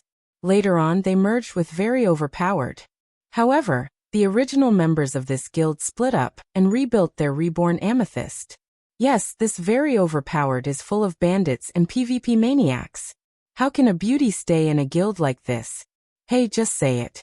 Don't keep interrupting with so much nonsense. This person who introduced very overpowered's diplomatic background was despised by everyone. Anyway, that's it. Very overpowered is also related to a good guild. Plus, the guild members have some personal friends, so it's not surprising that they could invite some helpers. We should be more careful. This person didn't stray away from the topic. Yes, let them continue to pay attention to the outer perimeter. We don't lack 60 people in the battle. It's extremely heaven-defying. The only troublesome thing is 1,000 Miles Drunk. Let's quickly find his position and launch our attack. Weathered Frost's words made everyone rub their palms together, especially those who had been abused before. Thinking about how they could take revenge, a wave of pleasure had already emerged. They were just waiting for the climax to come. However, the Thief God group still hadn't sent any news. These guys were stifled. It's not easy to find a special 1 out of 200 people. Someone began to find excuses for the Thief God group. Yeah, especially since they haven't seen Qianli Drunk before. If it's just Black Robe, it's easy to make a mistake. Yes, if it's a sword, he might not be holding it in his hand. What do you mean? Experienced in life, he could tell that there was a hidden meaning in their words. Do it. Finding Qianli like this is a bit difficult. Otherwise, they would have already discovered him in the process of scouting. After all, they wouldn't dare to get too close, someone said. If this drags on for too long, the other party might not have the patience to continue defending. If the godly thieves are discovered, they will be even more exposed. Although they have enhanced stealth, it is not 100% impossible to be discovered. Although he was a little reluctant, he had to admit that these analyses were very reasonable. If they continued to wait, it was very likely that they would miss out on a great opportunity. They were hired to attack the very defiant, not to deal with Qianli. Qianli's drunkenness was just a stumbling block in their goal. It was necessary to kick him away, but it would be a pity to ignore other good opportunities just to kick him away. Alright, get ready to move. Don't put on your reflective equipment yet. Attack with the team and don't need to participate in the battle. Pay attention to protect yourself and wait for instructions. Experienced in life said. Understood. The reflective personnel were also a special small team for this operation. Alright, everyone get ready. Attack. Experienced in life gave the order, and 30 teams of people hiding in the periphery rushed out. The Godly Thief group had already seen the distribution of the ambush, and each team had already been assigned which side to take care of. However, if one of the teams hid Qianli's drunkenness, then it would be somewhat bad. Everyone could only rely on their luck. If they encountered Qianli's drunkenness, then they would think of ways to delay. As for how to delay, this topic would be researched by themselves. Each team's target was accurate, and they moved quickly. With the Godly Thief group's detailed reconnaissance, they were also somewhat prepared for the unfamiliar terrain. After each team found their way to the other side's ambush alley, they saw a group of thieves lying in ambush in the alley. However, the Godly Thief group's judgment of the other side's stealthy thieves on the street wasn't wrong. The paths that some teams chose were discovered by these thieves on the lookout. However, this time each team was also equipped with anti-stealth equipment. When the thieves discovered that this group of people was strange, they were also discovered by this group of people. Although they delivered the information, they also sacrificed themselves heroically. At this time, the ones with the highest fighting spirit were undoubtedly the several important figures who were previously ambushed and wiped out. Seeing that the other side wanted to ambush like this again, they really couldn't help but be angry. The command started to attack from a distance of 60 meters, and from far to near, they shouted and killed their way over. It seems to have started. At this time, at a certain high point in Cloud City, Yutian Shenming suddenly shouted excitedly. I know. Humph, Hawkeye is nothing. Han family young master held the binoculars in his hands, happy and content. At this distance, even Hawkeye couldn't see too clearly, let alone the others. Brother Yu, unscathed in battle. Yun Zhongmu and the others all looked at the binoculars with a face full of curiosity. Only Sword Demon was as calm as ever. It's so far away, I can't even see clearly. Yutian Shenming complained. This is already the closest place in the area. Sword Demon said. I know. Yutian Shenming said helplessly. You know? What do you know? The terrain? Han family young master mocked. Fuck. Yutian Shenming was depressed. Come, let me see. Brother Yu saw that Han family young master put down the binoculars at this time, and hurriedly went up to snatch it. As he put it on his eye, he shouted. Where? Aya, over here, I can see it. Fuck, it's intense, more flowers. Fuck, can sword without oath and the others take it. Let me see. Unscathed in battle, Yin Zhongmu and the others all came. The people here lined up behind Brother Yu to wait for the binoculars. The boss has already been delivered to his door. Whether he can eat it or not, that's his problem. Han family young master had already taken a bottle of beer to the side to drink. After seeing the start of the battle, he didn't care about the development of the battle anymore. Seeing everyone look over, he was even more disdainful. What are you looking at? Haven't you seen a sinister pretty boy before? What are you doing here? At this time, Gu Fei came up to the high ground from below. He ran to Moonlit Night City to wash his PK. After finding out that he had nothing to do temporarily, he played around in Moonlit Night City for a while. When he returned to Cloud City, he asked everyone where they were. After finding out that it was here, he hurried over.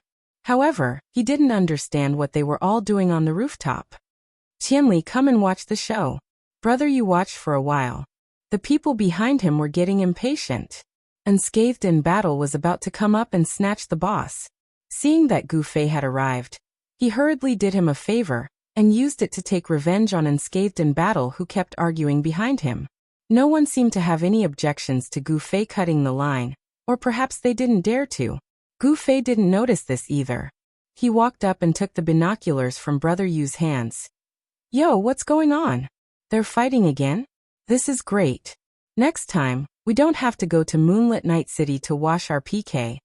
Everyone was speechless. Then they replied to Gu Fei. It's Sword Without Oath and the guy who came looking for trouble. Sword Without Oath? Why is he here? Gu Fei was surprised. Because of a sinister person, everyone said. Gu Fei immediately looked towards Han family young master. This made everyone feel very comfortable. As expected. Speaking of sinister, there was no doubt that it was him. Even Qianli saw it that way. Everyone felt that they really agreed with him. Don't say nonsense. I'm just doing what he wants, Han family young master said. Then why does it seem like he was ambushed? Everyone said.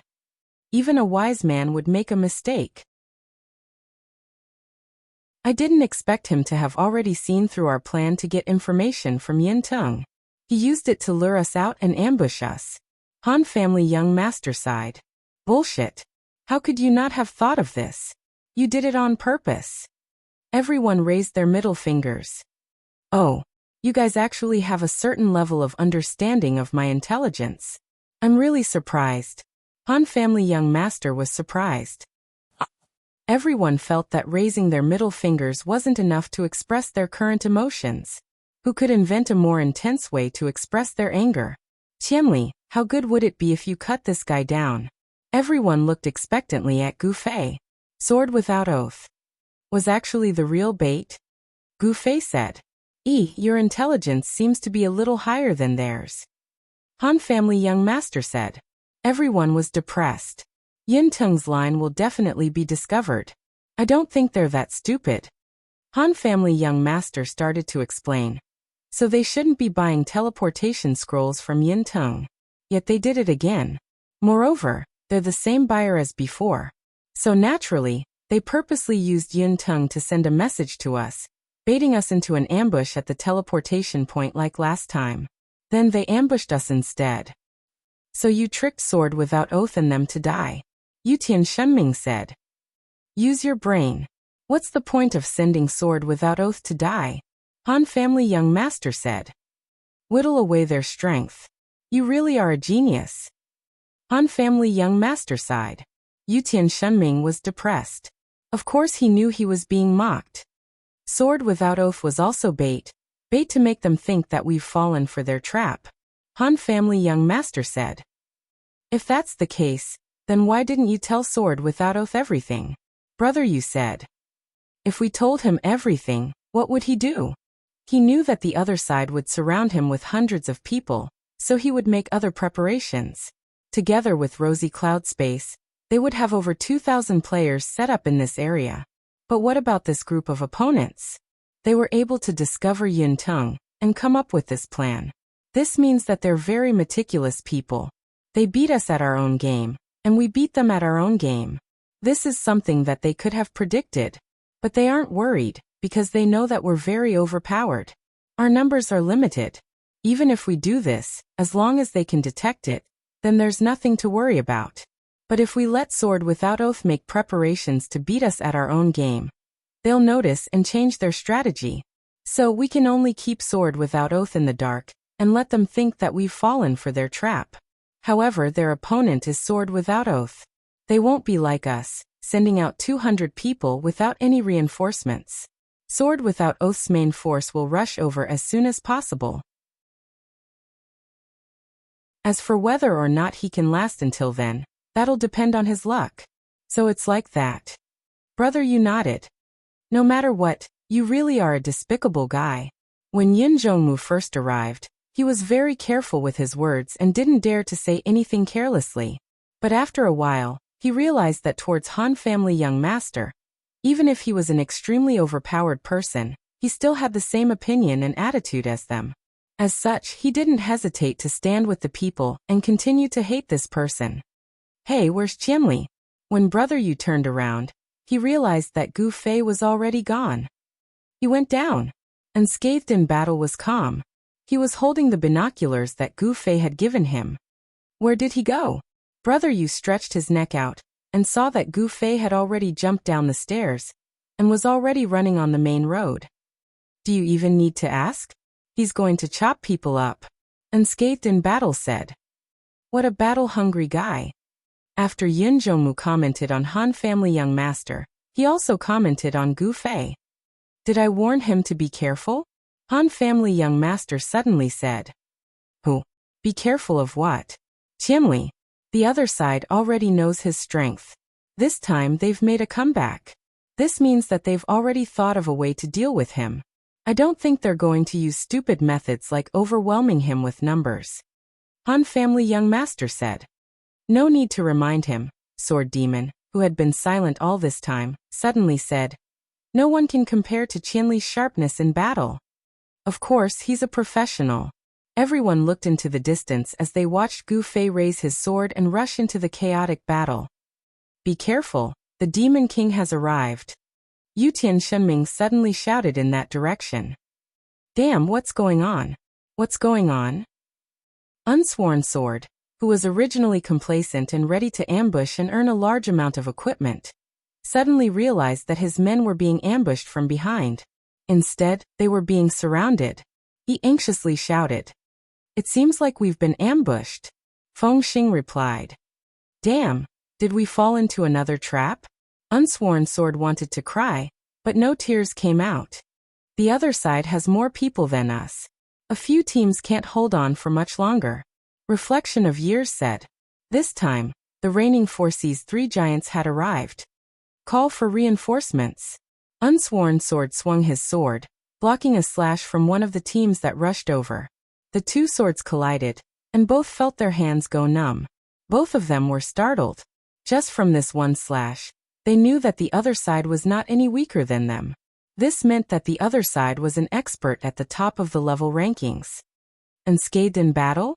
The other side asked in a deep voice, and another slash was already coming. What did he say? Unsworn Sword didn't hear it clearly, mainly because he didn't think that the other side would have such a way of thinking. The words that came out of his mouth were unexpected, and he thought it was some kind of slogan. Retreat and rendezvous. Hold your ground. Reinforcements will be here soon. Reflection of Years frantically sent messages in the channel, private chat, and in the team, encouraging everyone.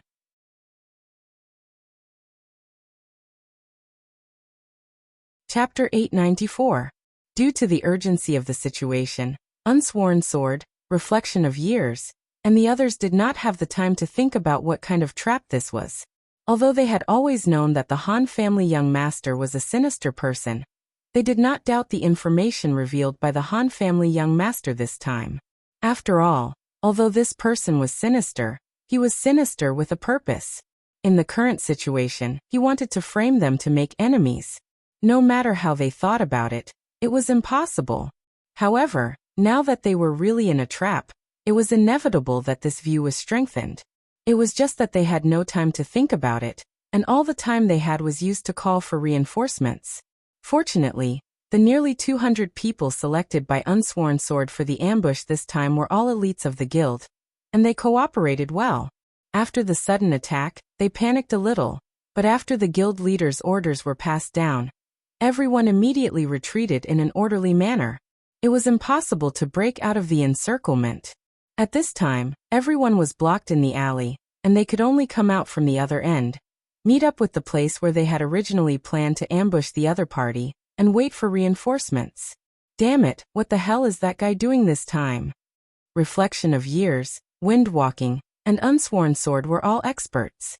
With the three of them personally guarding this path, their strength was obviously higher than the other paths, so it was not too difficult to deal with the other party's attack. After calming down from the initial panic, they had the energy to speak. Let's take care of the situation first.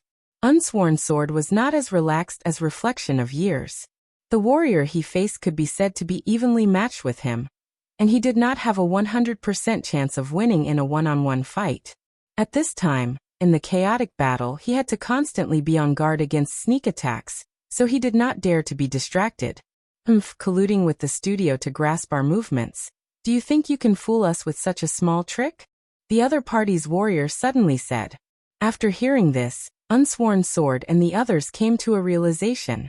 It turned out that the other party was more intelligent, and did not intend to frame them. Understanding this, Unsworn Sword felt slightly comforted. After all, being intentionally set up was a completely different feeling. Everyone put in more effort, kill. The warrior roared again. Everyone stay calm, retreat. Unsworn Sword was also calm and unruffled, retreating as he fought. He did not intend to fight to the death with his opponent here. Both sides of the chaotic battle had taken damage from each other. The players from the various major cities had the advantage in numbers, and the players from reigning the four seas were well versed in their teamwork.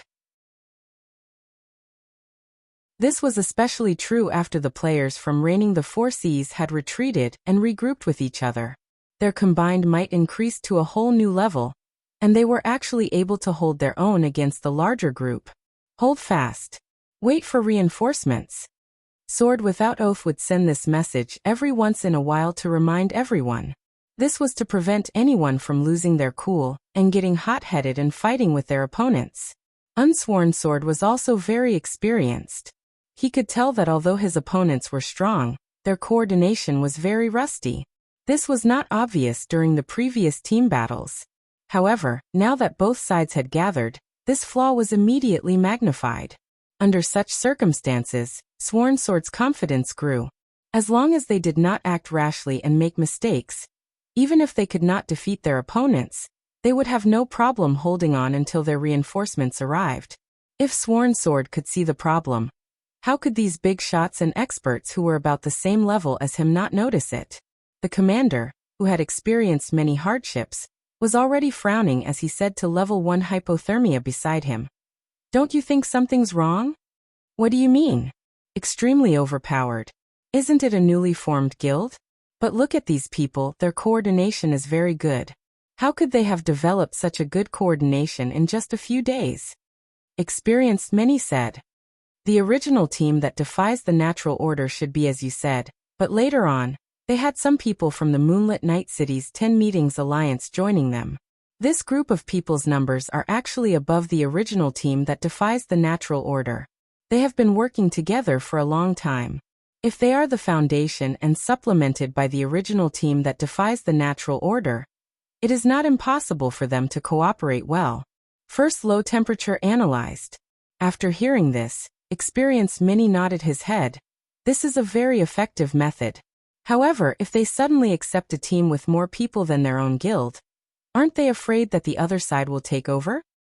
Extremely overpowered experts can hold them back. Level 1 Hypothermia said indifferently. Experienced Mini nodded his head and understood what Level 1 Hypothermia meant. The core experts of Extremely Overpowered were all famous in-game experts. They had personally witnessed the terror of Qianli's One Drunken. This was something normal guilds didn't have. Speaking of experts, why haven't we seen Qianli's One Drunken yet? Experienced Many said. I haven't seen Sword Demon either. Level 1 Hypothermia said. Could it be that we've outsmarted ourselves? Did the 20 teleportation scrolls make them think that they don't need to send out such top-tier experts? But Sword Demon is the guild leader.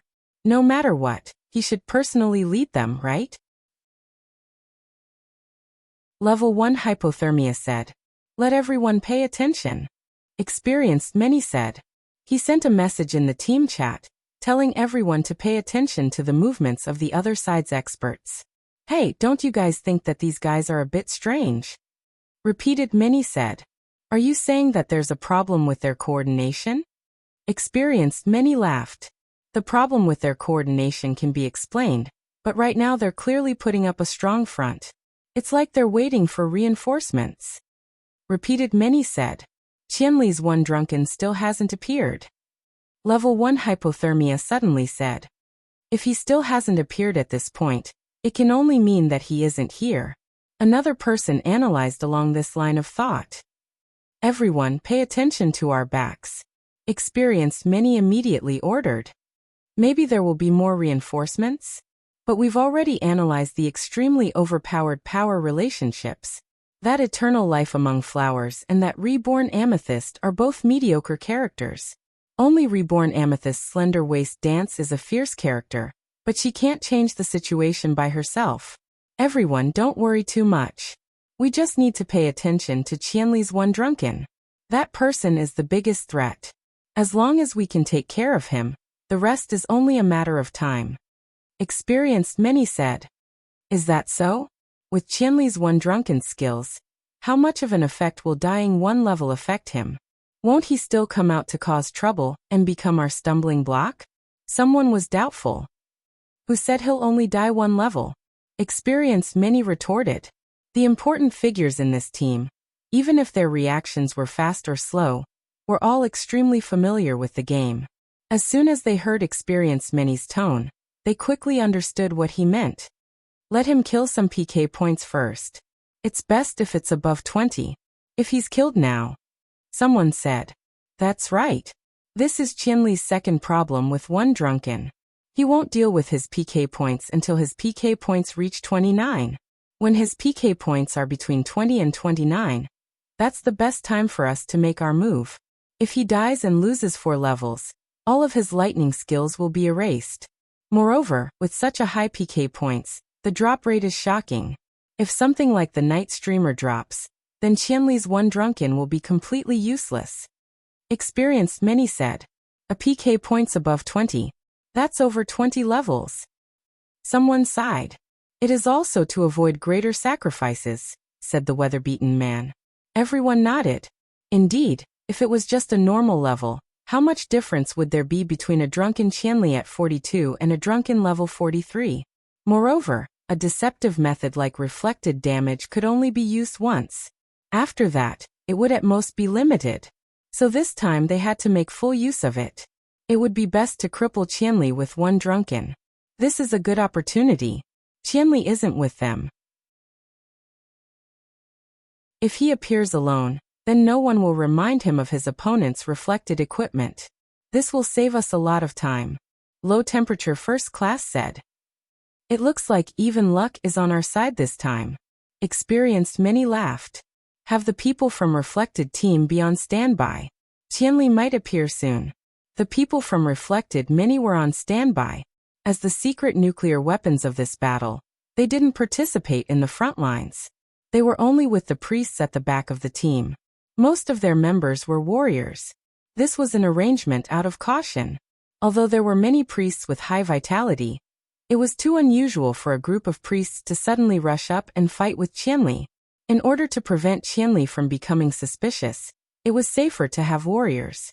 The Reflected team players who had such a heavy responsibility were a bit nervous. They were afraid that they wouldn't be able to complete the important mission that their organization had given them. They were even hoping that Qianli wouldn't appear, so that they wouldn't have to bear such a heavy responsibility. At this time, when they received the order that Qianli might appear at any time, everyone took a deep breath. One of the warriors who was the leader felt that he should act like a leader. After calming himself down, he comforted everyone. Actually, this isn't that hard. When we see Qianli appear, we just have to find the right opportunity to surround him. Find the right opportunity? What kind of opportunity is that? Someone asked. Don't be too abrupt. Don't be too prepared. Just act naturally, like a natural reaction in battle. The leader said. That's hard. Someone said in pain. You've always done this kind of thing in PvP, right? The leader said. But I don't know what to do if I suddenly have to do it intentionally. Relax. Forget about your equipment. Just pretend that you're going to kill Qianli. The leader said and suddenly thought of a good idea. That's right. Forget about your equipment.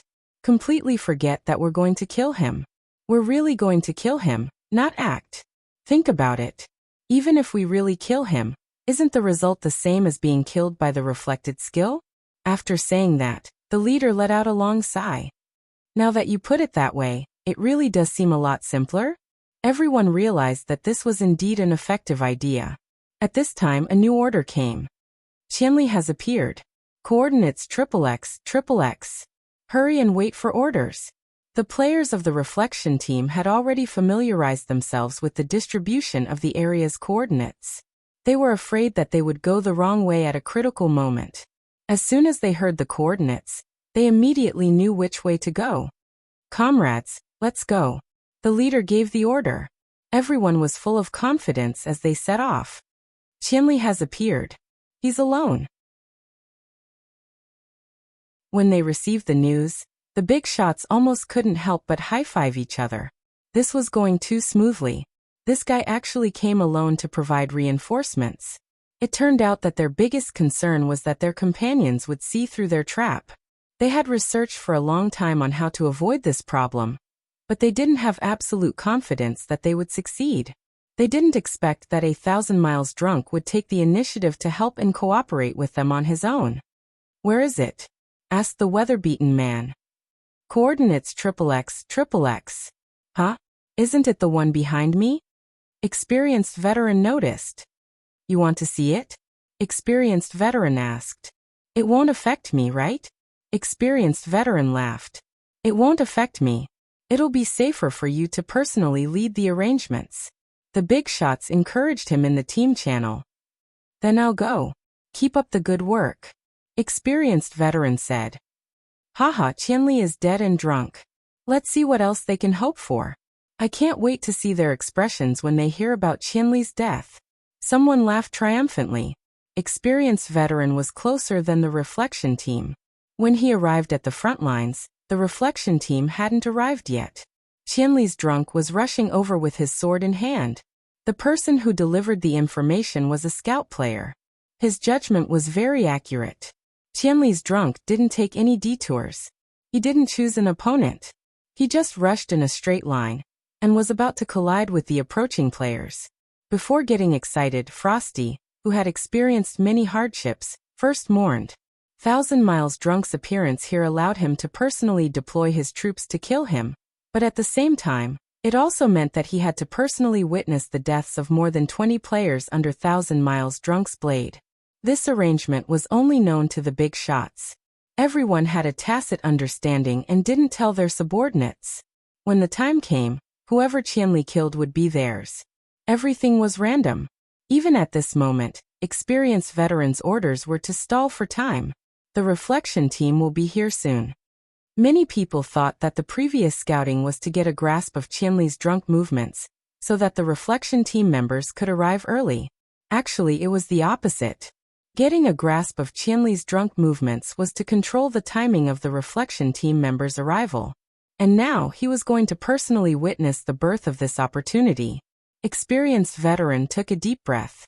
At this time, some of the players at the front had already taken the initiative to rush toward Qianli's drunk. Experienced veteran suddenly felt a little sad, even though he didn't know these players. The players who received the order to stall for time didn't seem to really want to do so. Their thoughts were the same as the reflection team leader. As long as they could kill Qianli's drunk, did it matter whether he was killed or surrounded? These people didn't seem to have experience fighting with Qianli's drunk before. They were full of courage and eager to make a contribution. When they surrounded him, experienced veteran even felt a little worried. He was afraid. He was afraid that Qianli's drunk would make a mistake and die before he could kill 20 people. Then experienced veteran realized that he had once again underestimated Qianli's drunk. This person's precision and accuracy in battle was almost the same as the system's NPC robots. And his fighting style was ever-changing, which NPCs could never achieve. The players who surrounded him were cut down like vegetables. The white light of death served as a foil to his absolute confidence. Experienced veteran already knew that this person might make mistakes in other areas, but he probably wouldn't make such mistakes in battle. This person was born for this. The surrounding players quickly realized that their dream of killing Qianli's drunk was a little too grand. The commander's order to stall for time was more realistic. They began to retreat and wander away. Even though he was already mentally prepared, he still found the scene a little hard to accept. The players on the street were forced to retreat by a single person. Are the people from the reflection team not here yet? Experienced veteran was a little anxious. Qianli's drunk was killing too quickly. Based on his secret count, it seemed like it had already passed 10. The people who surrounded him earlier were really giving away points. They're here. At this time, the reflection team leader's voice rang in experienced veteran's ears. Experienced veteran turned around and saw that their prepared team members were all in place. Change and get ready, experienced veteran immediately ordered. Understood. Blend into the crowd. The moment you see my thunder array, You guys charge? Experienced veteran said. Yes. The players from the reflection team quietly blended into the crowd. Experienced veteran began to count even more attentively. 16, 17, 18. Just 2 more. Experienced veteran had already picked up his staff. His palms were sweaty. 19. Another white light flashed. 20. Done. Weathered Frost wasn't afraid of making a mistake, because he was very meticulous. He didn't want to use a few more deaths to confirm that 1,000 miles drunk's PK value was 20. It wasn't fun to count his companions dying one by one. 20 was more than enough, and Weathered Frost didn't want to see another death. Everyone, retreat. Experienced veteran suddenly roared. Then he waved his staff and the thunder array covered the sky. It's you again. When the thunder array fell, experienced veteran heard Qianli's drunk voice. At this moment, all the players retreated, but the players from the reflection team charged out from the array. Experienced veteran's setup wasn't without purpose. The thunder array would more or less interfere with Qianli's vision and make him ignore the minute changes in their array. The reflection team's sudden charge could be seen as an attempt to force him back into the array. This seemed to be an effective killing move. Only this kind of cooperation with real battle significance could prevent Qianli from suspecting them. Experienced veteran didn't just count Qianli's PK value, he also counted his skills. He had just used teleportation not long ago, so it was definitely on cooldown. Right now, he could only use the same method as last time to get out of the array. This way, he would just happen to meet the players from the reflection team and attack. With this kind of expectation, experienced veteran didn't even dare to blink. This was the first time he anxiously hoped that someone would quickly rush out of his thunder array. In the past, he was happy to see someone struggling in his array. He's out. The eyes of the reflection team's leader were wide open. He saw a black figure pass through the array. Force him back. The reflection team's leader was very immersed in carrying out experienced veteran's tactical arrangement. As a result, he saw the sword mercilessly greet him. Success. Experienced veteran clenched his fists in excitement.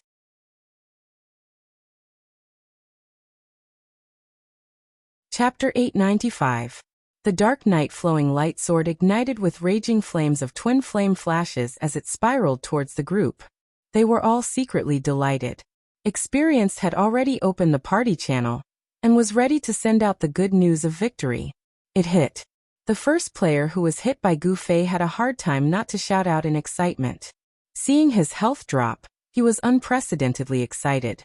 He stared at Qianli's drunk without blinking, eagerly waiting for the white light to bloom. Experienced knew that it wouldn't be so easy. He had appraised Qianli's drunk and knew that he was wearing an exquisite belt that increased his maximum health, and also had health regeneration. This kind of equipment shouldn't appear on a mage, but Qianli's drunk just had to wear it. Experience didn't have any complaints. Thinking about this guy's close combat style that went against normal mages, it was reasonable for him to have equipment that increased his survivability. However, this equipment gave them a lot of trouble. Reflective equipment had to establish 2 aspects of data. One was the probability of reflection, and the other was the degree of reflection.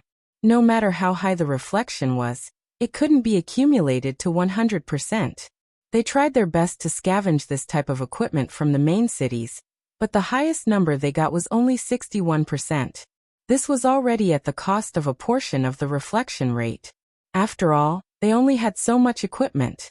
If the probability was high, then the degree would be low. If the degree was high, then the probability would be low. Although the players still felt that double attribute equipment with high probability and high degree of reflection was useless, from the perspective of the system, it was an exquisite attribute, so the drop rate wasn't high. Experienced Wind and Frost's reflection team wanted as high a degree of reflection as possible. They would talk about the probability later. This was because they had a lot of people on the field at the same time. Qianli's drunk had always been attacking a bunch of people, so he should have triggered something. As for the damage that Wind and Frost had estimated from the 1,000-mile drunkenness, 61% of the reflected damage wasn't enough to kill him.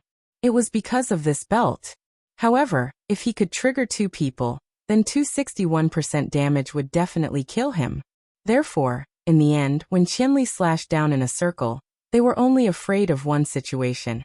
And that was that only one person was triggered. This situation was even more unlucky than not triggering a single one, because this exposed their strategy, but they did not manage to kill Qianli in a drunken stupor. For this reason, they had conducted many experiments before finally adjusting to the current combination of probability and degree. If they just recklessly increased the degree of the reflex, then the highest they could reach was 71%. Unfortunately, this was still not enough to kill Qianli. Therefore, after sacrificing part of the probability, there were several times in the experiment when only one person's reflex was triggered. The final ratio of probability and degree had been tested in practice. Therefore, even though there was such an unstable factor, everyone was still full of confidence. Now that he saw Qianli Drunk's big move, he felt that victory was in sight. Experience Wind and Frost was very clear about the effect of the reflected damage. The moment the reflection occurred, the player who was hit would have a flash of blood. However, with Qianli's Drunk's skill, if he slashed several people with his sword, it would be impossible to see who his reflection was triggered on. However, at this moment, Experience Wind and Frost could see clearly, because when Qianli's Drunk slashed the first person, blood had already appeared. It's only the first person, and it's already triggered. Experience Wind and Frost was excited. During the experiment, someone had proposed a hypothesis. What if he noticed the first time it was triggered, and then stopped attacking? Therefore, after putting it into practice, everyone realized that this was only a theoretical possibility, because a person's reaction speed was not that fast. This was a foolproof plan in everyone's hearts. Now that they saw the blood appear, Experience Wind and Frost was so excited that they wanted to write down the message, but then they felt that the scene in front of them was a little strange. When they came back to their senses, Experience Wind and Frost was immediately stunned on the spot. What happened was very simple, but this simple thing was something that Experience Wind and Frost thought was impossible. After Qianli's Drunk triggered the first reflected damage, the night streak immediately stopped, and the following players were not hit at all. Then, Experience Wind and Frost heard Qianli's Drunk laugh. "You're playing this again?" Experience Wind and Frost felt as if their hearts had stopped beating. Why? They had simulated the same scene countless times. No matter if it was their reaction speed, agility, or strength, no matter who it was, no one could immediately stop attacking when they triggered the reflected damage. Why was Qianli able to do it? Where was the inertia? Was there no inertia in his body? Experience Wind and Frost was stunned, and so were the players in the reflection group. They had gone through many simulations, but they had never practiced what to do after Qianli's Drunk slashed them, because this was something that should not have happened. They felt as if they were waiting for the butterfly update every night before midnight, but the update did not appear. Experience Wind and Frost was numb, stunned and slow. The moment Gu Fei stopped his attack, he had already proved to everyone that his reaction was correct. Next, his reaction was as fast as ever. He put the sword back into his pocket, and took out his homemade flying hook. This type of soft weapon did not exist in the game, and Gu Fei's homemade weapon naturally could not cause any damage, so he rarely used it as a weapon. However, this didn't mean that Gu Fei wasn't proficient in these types of weapons. Gu Fei had studied all kinds of weapons, but bows and rattan tiles were his weakness. What he was most proficient in, aside from swords, knives, and white weapons, was this set of soft weapons. At this time, the lightning formation behind him had disappeared. Gu Fei took a step back, and at the same time, he threw the flying hook in his hand. How could the players from the Reflex team understand this? They did not even know what Gu Fei was trying to do, and they only saw him throwing something at them. One of them instinctively dodged, but their team leader quietly said angrily, "What are you dodging?" That person immediately reacted. What were they dodging? They were here for Qianli to kill. However, Qianli had clearly seen through their strategy, so why would he still attack them? At this time, Experience Wind and Frost finally came back to their senses.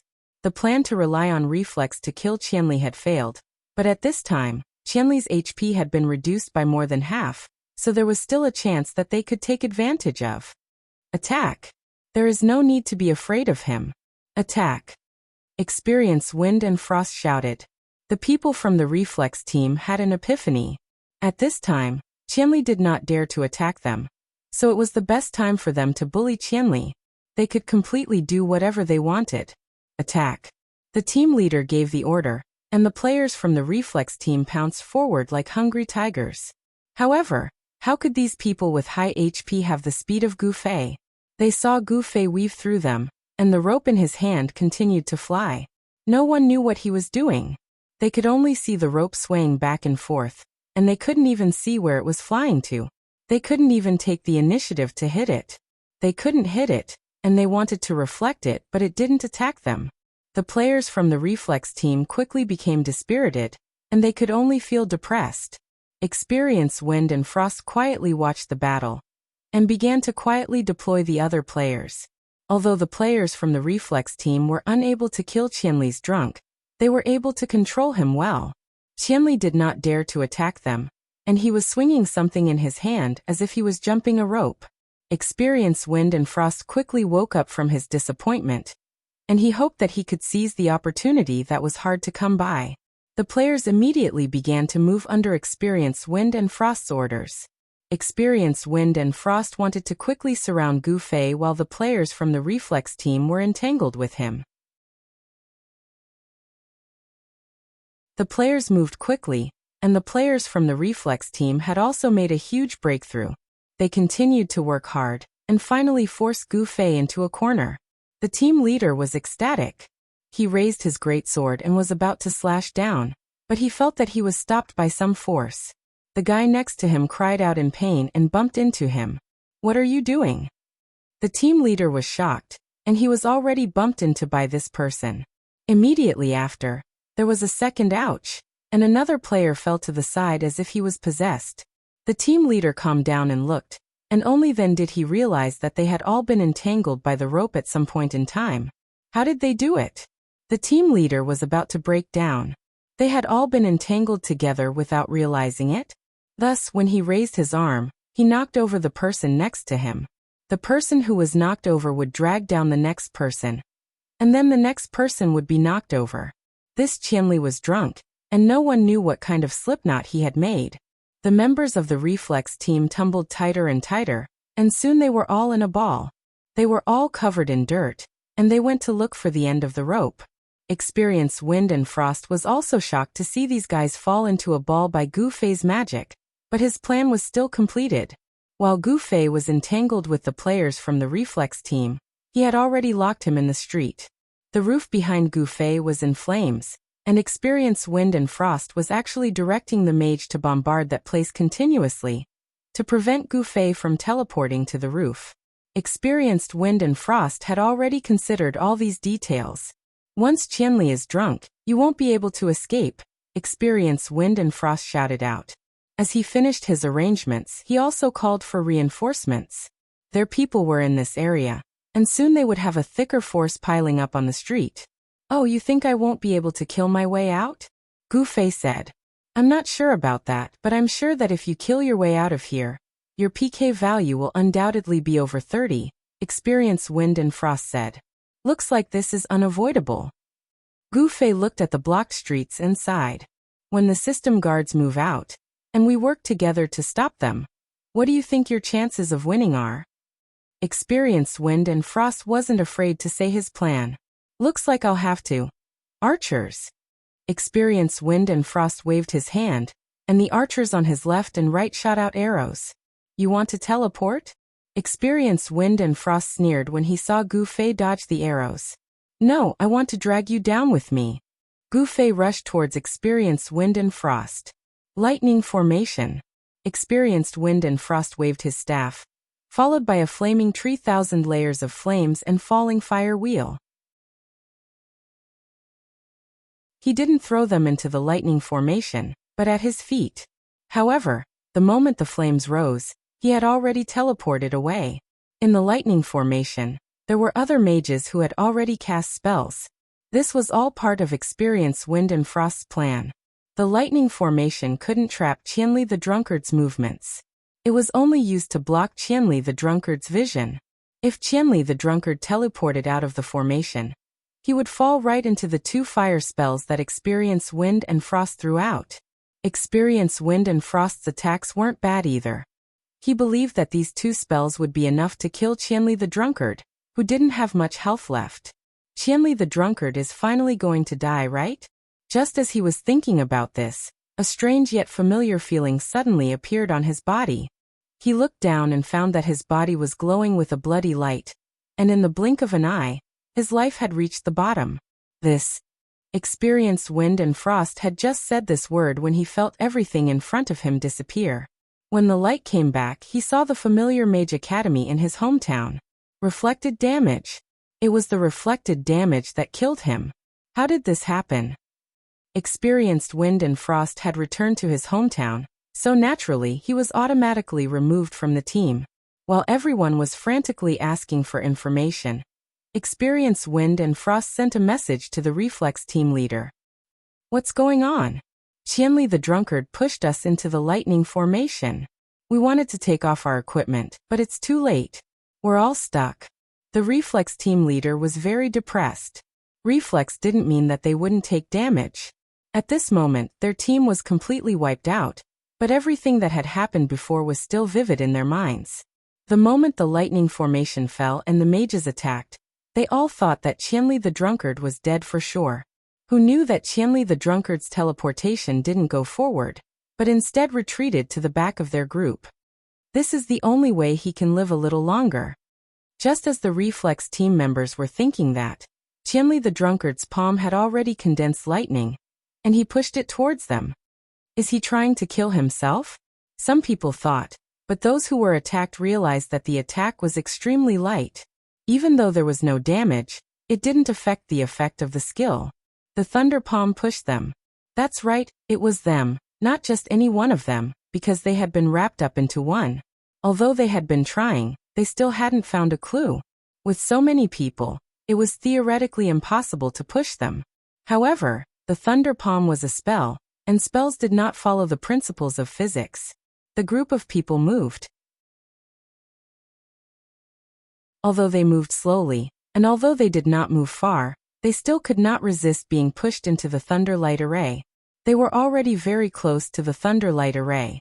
They were attacked, and they suddenly realized the problem. But it was all too late. They were all dead, and in the process, even they didn't know how many people had died.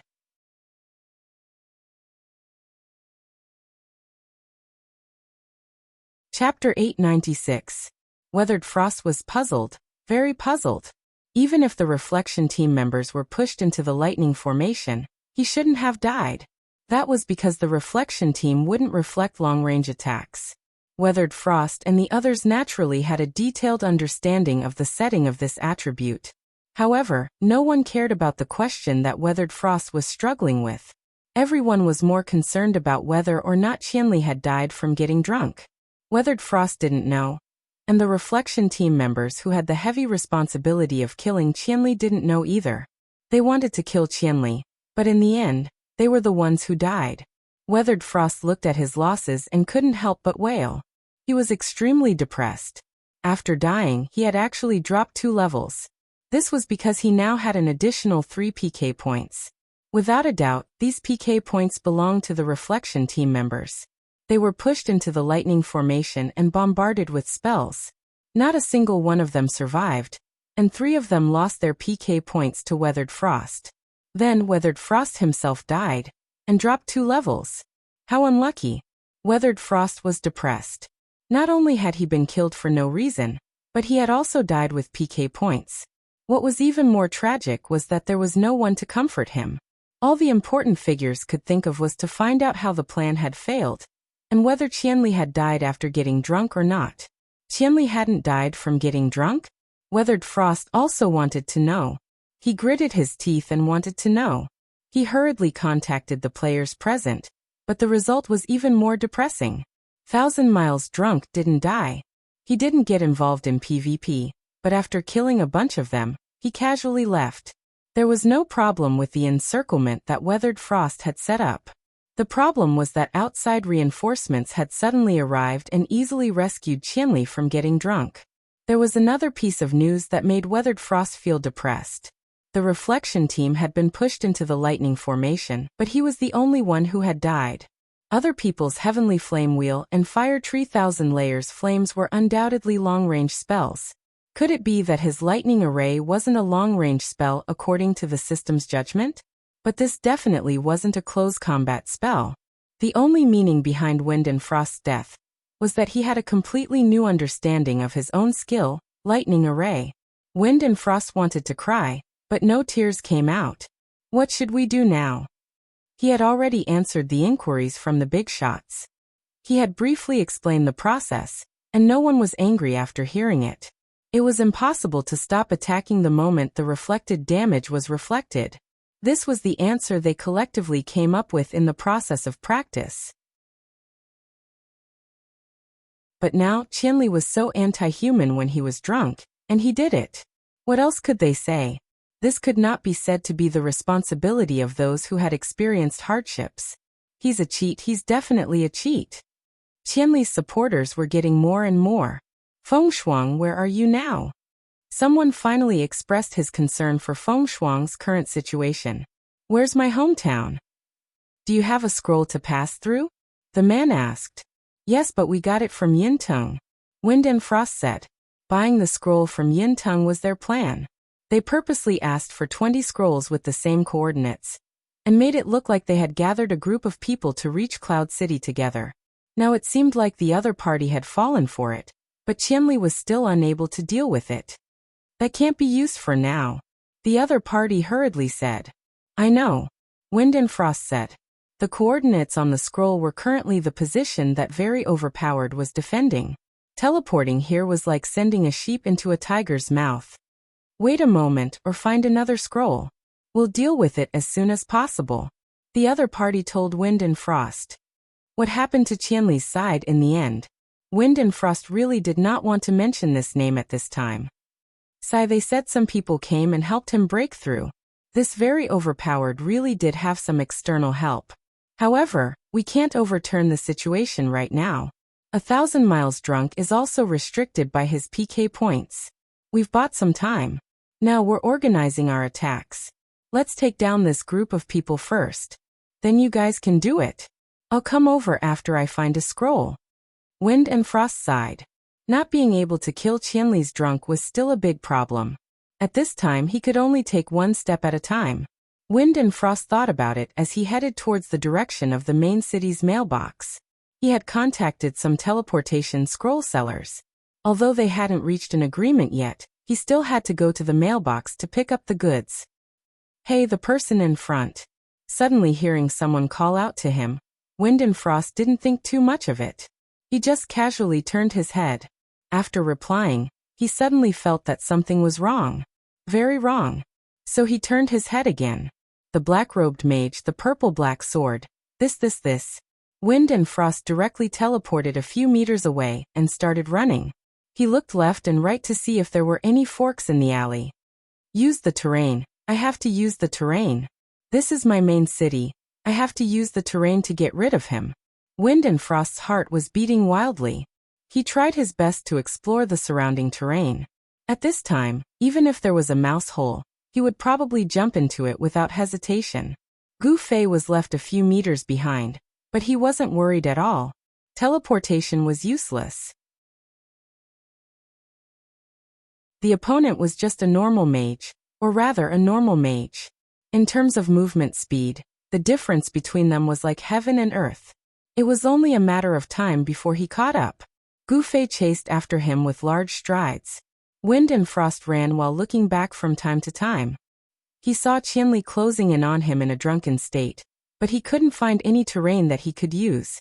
Just as he was panicking and didn't know what to do, he suddenly saw a familiar face in front of him. Wind and Frost froze for a moment, then suddenly became ecstatic. What was this place? This was his hometown. Was being familiar with the terrain his only advantage? Of course not. This city was filled with his friends, his acquaintances. Qiaoqi! Wind and Frost shouted as he thought of this. The acquaintance looked over when he heard the voice. Seeing Wind and Frost, he immediately laughed. Wind and Frost, why are you running?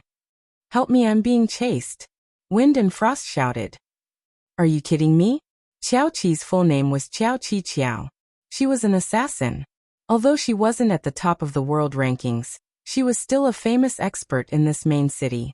At this time, she was leading a dozen people, and was about to form a party to level up. But then she saw Wind and Frost frantically shouting for help. Qiao Qi Qiao didn't believe it at all.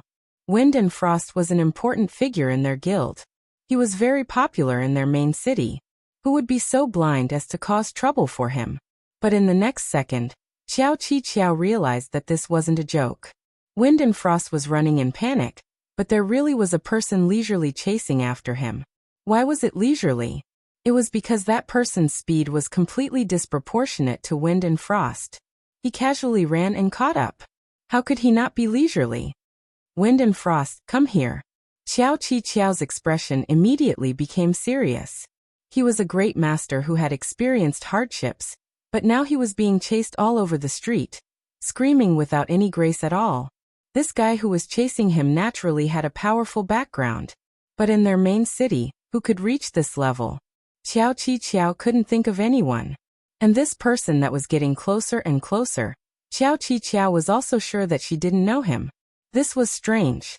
She couldn't say that she was familiar with all the famous experts in the main city, but she had at least seen them face to face before. Who was this person? Be careful, it's Qianli drunk. Wind and Frost gave her the answer. Qianli drunk? Qiao Qi Qiao was puzzled. Cloud City's Qianli drunk is very powerful. You deal with him for a bit, I'll call for more people. His PK points are very high right now, so he should have some misgivings. A person who had gone through hardships was panicking, but his mind was still clear. 1,000 miles drunk had actually chased him to his hometown so quickly. He definitely wouldn't have had the time to clear his PK points. He probably still had more than 20 points. Qiao Qi Qiao had at least a dozen people here. Did he have the guts to kill them all? If he hurriedly used his home advantage to call for reinforcements and surrounded him while he was PK Genji, how would he be able to save him this time? Qianli drunk, you're too careless. Just thinking about it caused Weathered Frost to grow even more excited. He began to crazily send out messages to his friends list. Players from the guild, players from the outside world, male and female, online and offline. In any case, he had sent out messages to all of them. He had even sent out messages to the major players of Cloud City. These people were completely confused. They all sent messages asking Weathered Frost what he was doing. Qianli drunk. At this time, Qiao Qi Qiao had already led a group of people to block the street. They were vaguely surrounding Gu Fei. At a glance, it was obvious that they were a group of friends that often leveled together. Yes. Who are you? Gu Fei was very polite. I'm Qiao Qi Qiao, you don't know me. Qiao Qi Qiao knew that her fame was far from reaching the world. After a simple introduction, she immediately said, Wind and Frost is a good person. How did he offend you? Qiao Qi Qiao was also a quick-witted person. As soon as she saw Wind and Frost come over, she hurriedly called for reinforcements. She had more than a dozen people, and he was only calling for him to deal with them. Moreover, his tone was quite forceful. She reckoned that this Qianli drunk really was as strong as the rumors said. Qiao Qi Qiao was proficient in online games and YY novels. She had often seen this kind of gorgeous strong person. As a result, she didn't have the slightest bit of confidence in having more people on her side. It's not a personal grudge. Gu Fei said. Then, it's probably self-defense. Gu Fei said. The group of people looked at each other in dismay. Chasing people all over the street. Who would believe him if he said it was self-defense? This doesn't seem like it? Qiao Qi Qiao said. Gu Fei was about to answer when suddenly a female voice came. What's going on? Why are you all chatting? Where's the target? Did you lose him? Everyone looked towards the direction of the voice. A girl dressed in red was rushing over at high speed. She hadn't even arrived in front of them, yet she was already firing off a barrage of questions. I'm here, Gu Fei said. Then hurry up. Why are you so long-winded? Slender Waist Dance said. Let's begin. Gu Fei nodded. He waved his sword and shouted, "Wanted mission. It's nothing. Make way. If you want to chat, wait." Butterfly knot. Yesterday's chapter made a mistake. The thing that increased Gu Fei's HP wasn't the belt. It was the necklace Wind's Protection, from the Wanted Mission series. I misremembered. Cough, did anyone notice? I don't think so.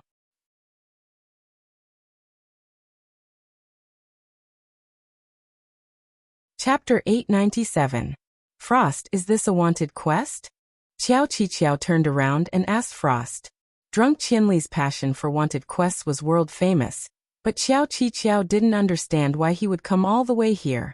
However, wanted quests were also set up by the system, so there was no enmity between players. Of course, enmity between players was a different matter. Wanted quests my ass. If he wanted to hunt me down, why would he need help? Frost saw through the crux of the matter. If drunk Qianli really wanted to hunt him down, he alone was more than enough. Why would he need help from a woman? This red-clothed thief looked very valiant. She was probably the slender-waist dance who was said to have a good relationship with drunk Qianli. The situation was clear.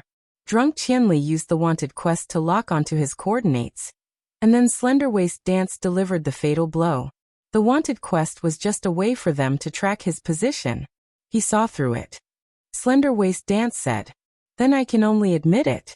But I said the wanted quest was for everyone's good." Gu Fei said. Oh, Xiao Qiqiao was still trying to buy time. Because no one wants to drop a level. Gu Fei said. Arrogant.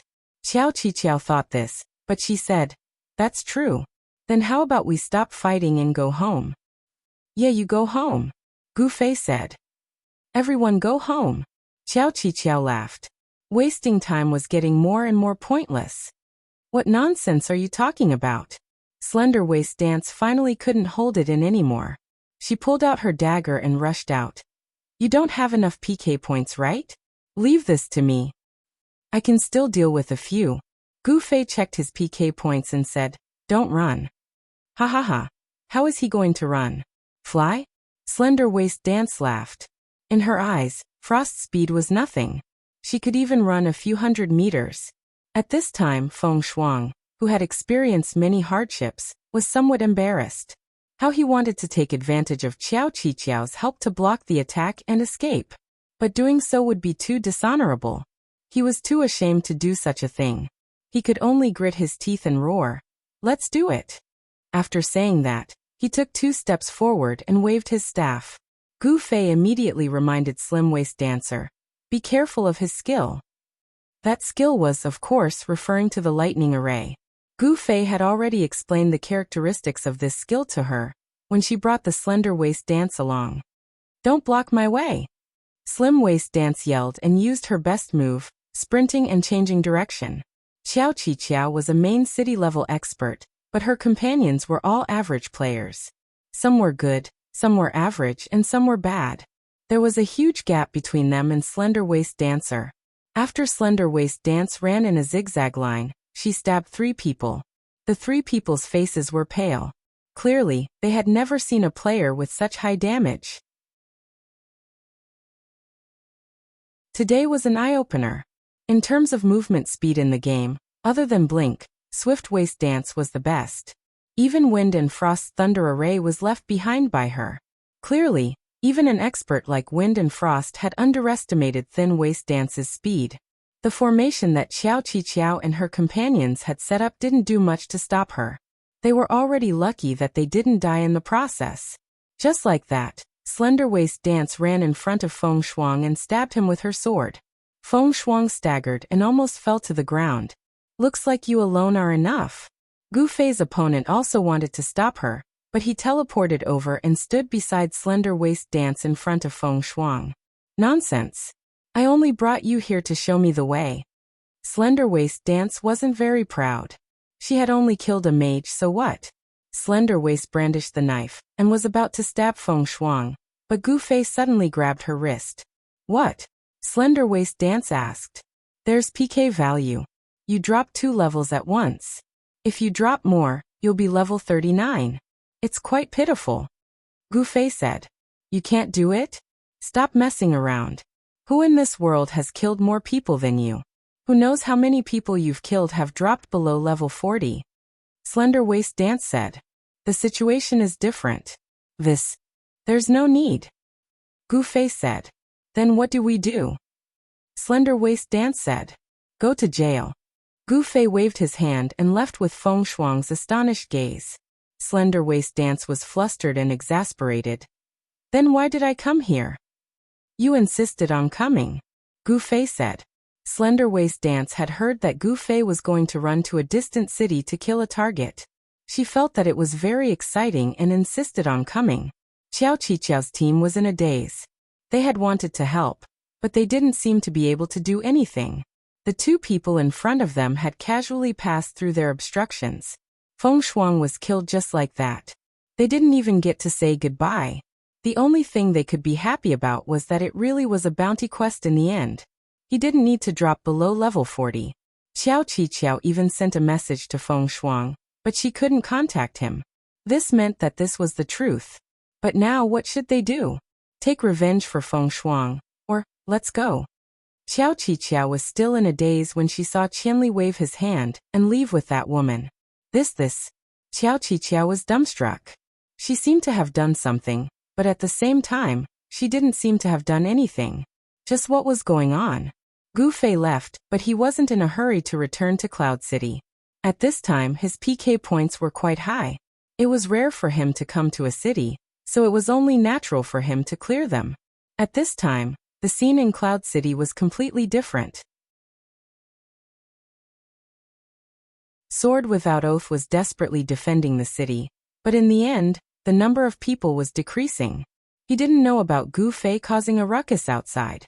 He only felt that the pressure was getting heavier and heavier.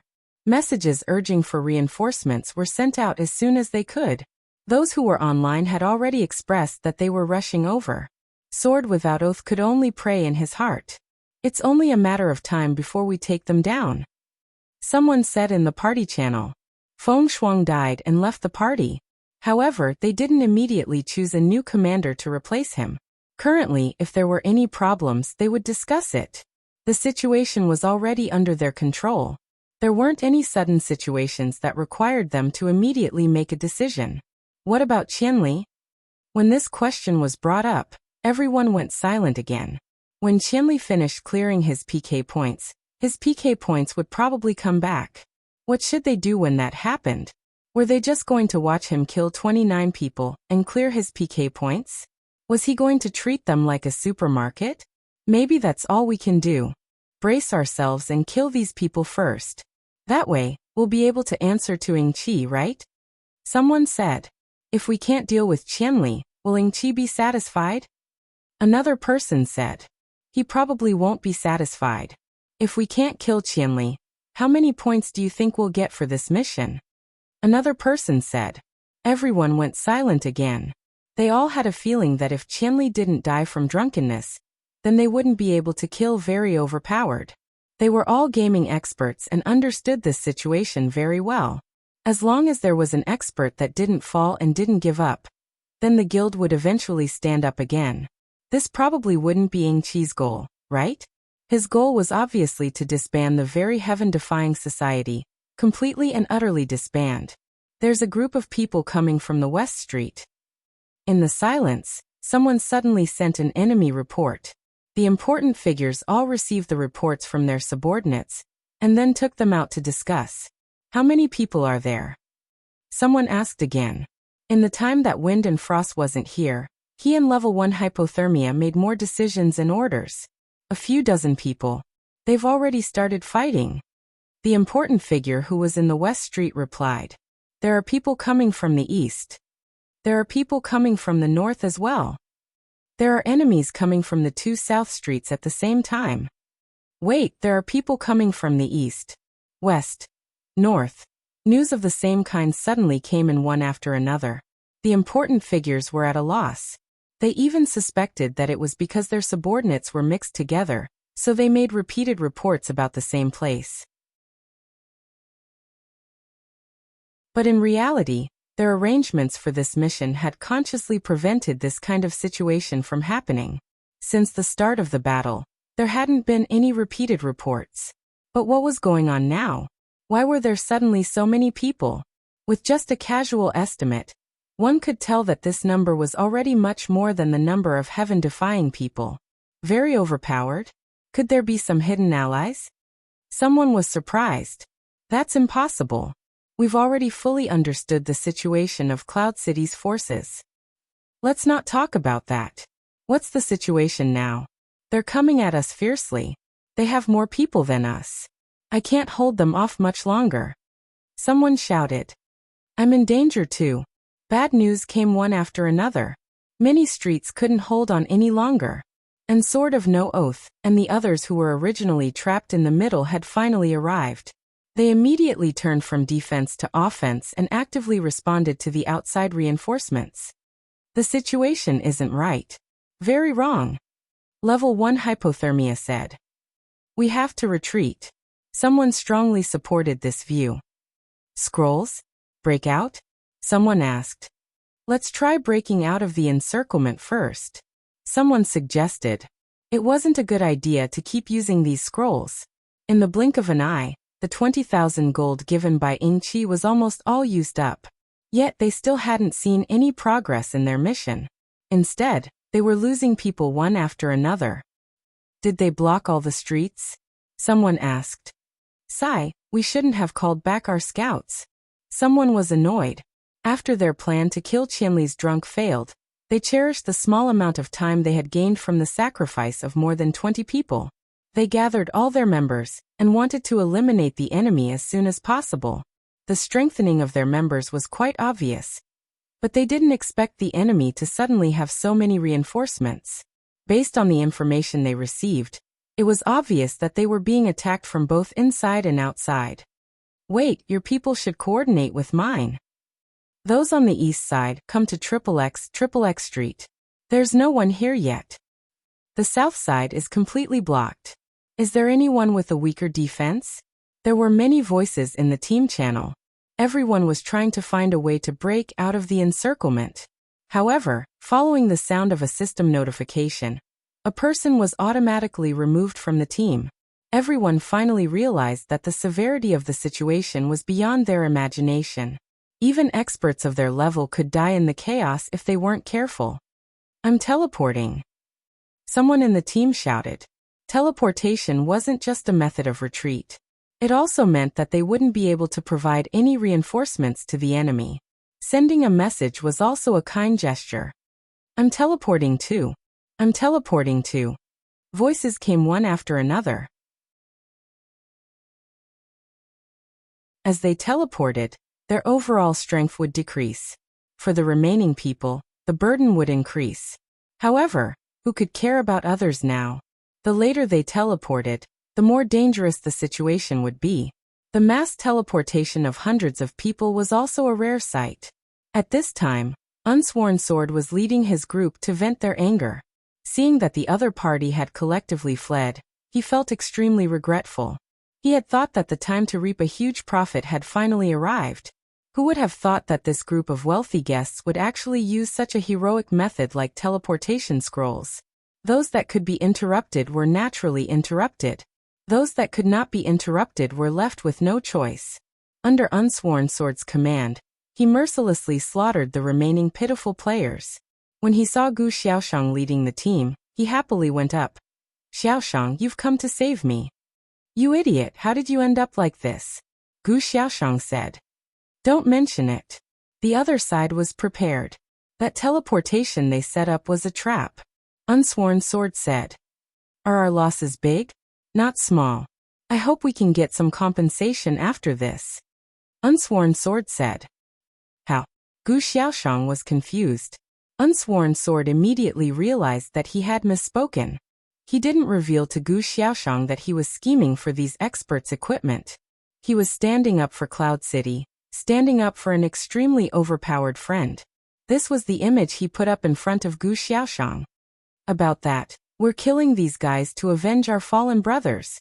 Unsworn Sword said. Gu Xiaoshang didn't ask any more, and continued to lead his troops to fight. The two level 6 guilds had close to 2,000 people on the field. They had more people than their opponents, and their coordination was superior. The only difference was that they didn't have as many experts as the other side, but the other side's experts weren't as overpowered as Gu Fei, so what use was there? Reality proved that teleporting earlier was the wisest decision. The later they teleported, the more losses they would suffer. The big shots that escaped all contacted each other and compared their losses. Most of them lost half of their manpower. The big shots themselves also lost 8 people. Losing equipment was unavoidable with such a large number of casualties. Everyone was in despair. Just what kind of overpowered strength was this? Could it be that all the information they gathered was just a facade? Even now, the big shots still didn't know that they were fighting a muddled battle.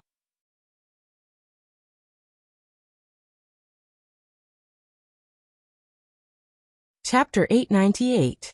Offline. A certain big shot sent a private message. He felt that it was time for everyone to discuss this offline. Unfortunately, he didn't get a reply. Unfortunately, the person who sent the message was someone who had unfortunately died twice in this crusade.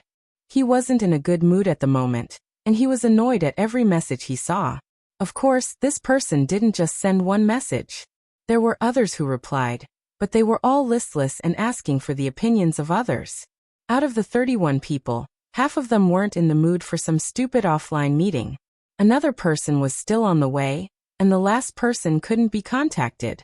It was their original commander, who had been forcefully cut off by the system. Everyone knew that it was because he had been sent to the dungeon, and they were all at a loss. I say, let's all go offline and have a chat. Hypothermia contacted everyone. He knew that everyone needed to calm down and comfort each other.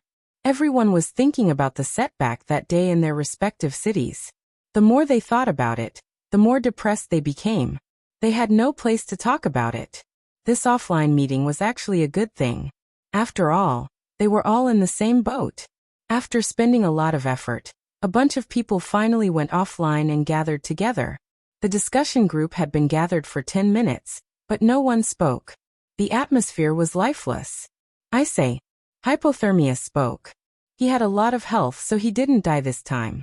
He successfully teleported away, so he naturally felt better than those who had died. Most of those who died bravely still had PK points. One could imagine how they died. As long as they had 1 PK point, it was equivalent to 2 levels. Everyone cheer up. Those who were still able to comfort them were basically those who had survived. Sigh. There were sighs everywhere. We must get revenge. One of the brothers said angrily. This person was called Lemon Yellow, the king of tragedy among the 31 people. The first time he came, he was ambushed and killed. This time he died again, and it was with PK points.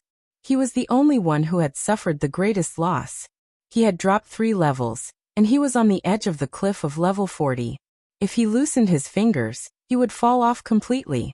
Of course, if we don't make a name for ourselves, we won't be able to explain it to our brothers. A big shot called Broom expressed his agreement seriously. Everyone understood what he was thinking. They had thought that this mission would be a profitable trip. Everyone had invited their best buddies and friends. Who knew that this would be the result? If he lost a level, he could at least take responsibility for it.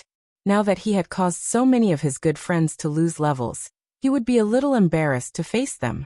This was especially so for those big shots who had dropped 2 or 3 levels.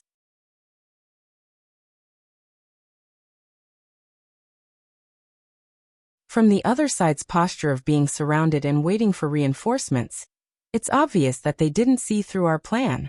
Otherwise, they wouldn't be so passive. Does anyone have any objections to this? Low Temperature First Class said. No objections. Everyone said. Then after this, very defying fellows gathered in such a short period of time. I think there are about 2,000 people. This is very different from the background of very defying fellows that we know of. Has anyone not thought of this? Low Temperature First Class said. Everyone immediately fell silent. It was such an obvious question, but no one had thought about it. If our judgment was wrong, then to what extent? This time, very defying fellows could gather 2,000 people. What about next time? Will it be 4,000, 6,000, or even 8,000? Is very defying fellows' foundation in Cloud City really as shallow as we thought?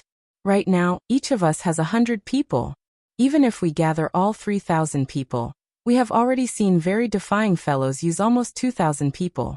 Just now, someone suggested to find people from Cloud City to coordinate from the inside and outside. Can anyone find someone that is absolutely reliable? Even the act of buying scrolls from Cloud Ting Studio became a loophole that very defying fellows exploited. Will our action of coordinating from the inside and outside be used by very defying fellows as well? Low Temperature said all this in one breath, waiting for the audience in the discussion group to give some reaction. This is indeed a big problem. Comrade Broom finally realized that he had not considered the problem thoroughly. Even if we have seen all of very defying fellows, there are still 2,000 people. I see that they are very skilled in coordination. Even if each of us brings 100 people, this temporary 3,000 people may not be a match for the other 2,000 people. Not to mention their familiarity with the terrain. The more people there are in a group battle, the more they will rely on the terrain. In the end, is there really nothing we can do about very defying fellows? What do you think, Low Temperature? Broom felt that Low Temperature wasn't just analyzing the problem to let everyone see the reality. After analyzing so much, he should at least have some ideas. Forming an elite team, Low Temperature said. Elite team? That's right. Before we always wanted to defeat very defying fellows in one go, but reality proved that before we thoroughly understand the depth of very defying fellows, it is too dangerous to do so. Because of this, we have suffered a lot of losses. So I suggest that we do not make such a big group operation. Everyone should each bring their own elite members to infiltrate Cloud City. Don't have any direct confrontation with them, just carry out scattered sneak attacks and assassinations. If you can't kill an expert like Qianli Drunk, then temporarily avoid him. Find the enemy's weakness and create panic and fear within their guild. Let the ordinary members of very defying fellows know that an expert like Qianli Drunk, not only can he not protect them, but he will also make them fall into this kind of situation where they are constantly being hunted. In this kind of situation, how can very defying fellows not disperse? After Low Temperature said so much, he went back and admired it himself. He felt that this policy was very correct. While waiting for everyone to respond, suddenly there was a system prompt. It was a system message from the discussion group. When he opened it, he saw that someone had applied to join. Name, Sandpaper. Low Temperature was startled. This discussion group was set up when Feng Shuang was still in prison. This time, Feng Shuang was still in prison and couldn't get the news, so he couldn't come. In the end, this Sandpaper completed his long journey, while everyone was executing the plan to beat him at his own game. Of course, this guy also received the group number that Feng Shuang sent to everyone when he created the discussion group. When he arrived in Cloud City, he found that everyone was offline, so he went offline to create this discussion group. When the sand printing paper was placed in a low temperature, all the important figures were startled. They had almost forgotten about this person. When they were being tossed and turned back and forth, this guy didn't change his original intention of walking to Cloud City. Now he had finally reached the city? The important people obviously didn't like this guy. When they saw him enter, no one took the initiative to greet him. Hi brothers.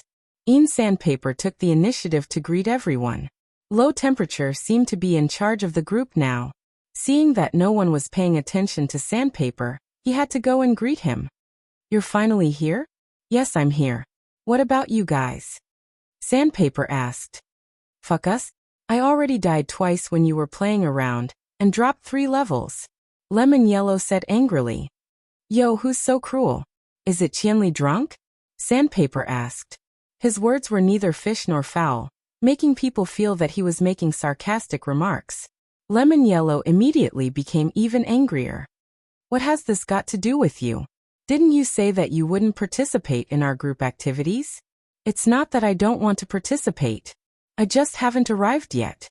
Sandpaper said. You still have the cheek to say that. Lemon Yellow roared. Sandpaper seemed to be calm. Now that I'm here, what's the next step? What's the next step? Low Temperature couldn't do anything about this person, so he could only copy and send the message he had just sent. After reading it, Sandpaper immediately said, Great minds think alike, I think so too. Oh. No matter what, Low Temperature was still very welcoming of people who supported him.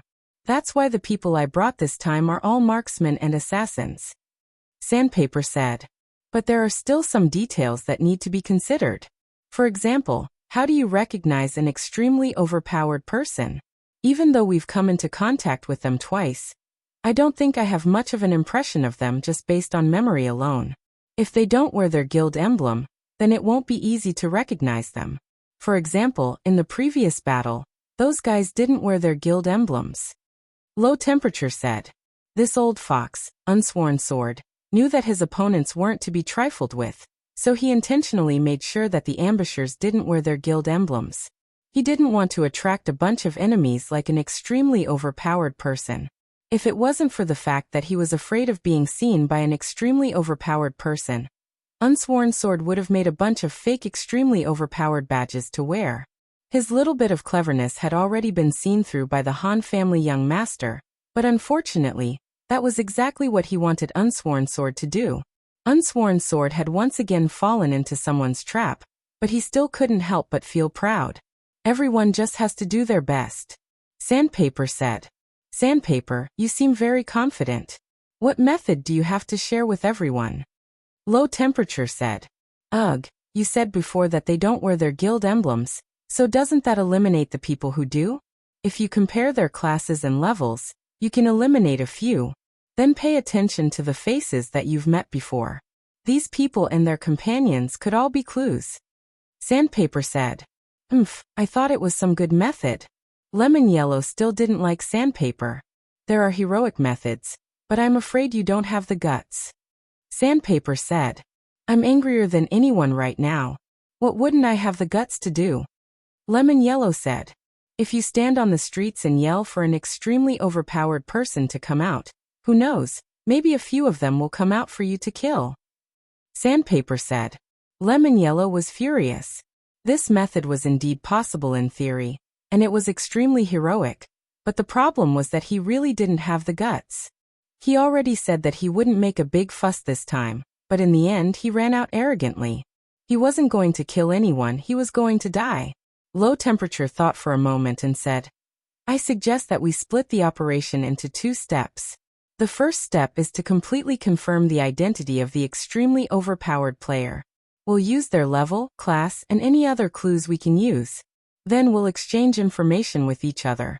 Once we have a complete grasp of the information, we'll proceed to the next step. How about that? That's right. That's more reliable. Let's make it a separate step. That'll make things a lot easier. For example, we can buy some people to help us identify the person. Sandpaper said.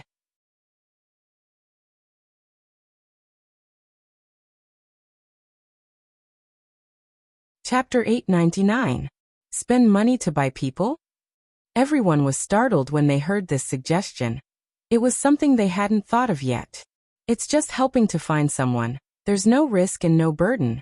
I think a lot of people would be willing? Sandpaper said. This kind of person. First Hypothermia thought for a bit. Maybe Ying-Chi can provide us. Suddenly mentioning Ying-Chi's name again, the big shots in the discussion group suddenly felt a bit uncomfortable. At this moment, not many people were still thinking about Ying-Chi's reward. In the process of the crusade, they had lost countless brothers.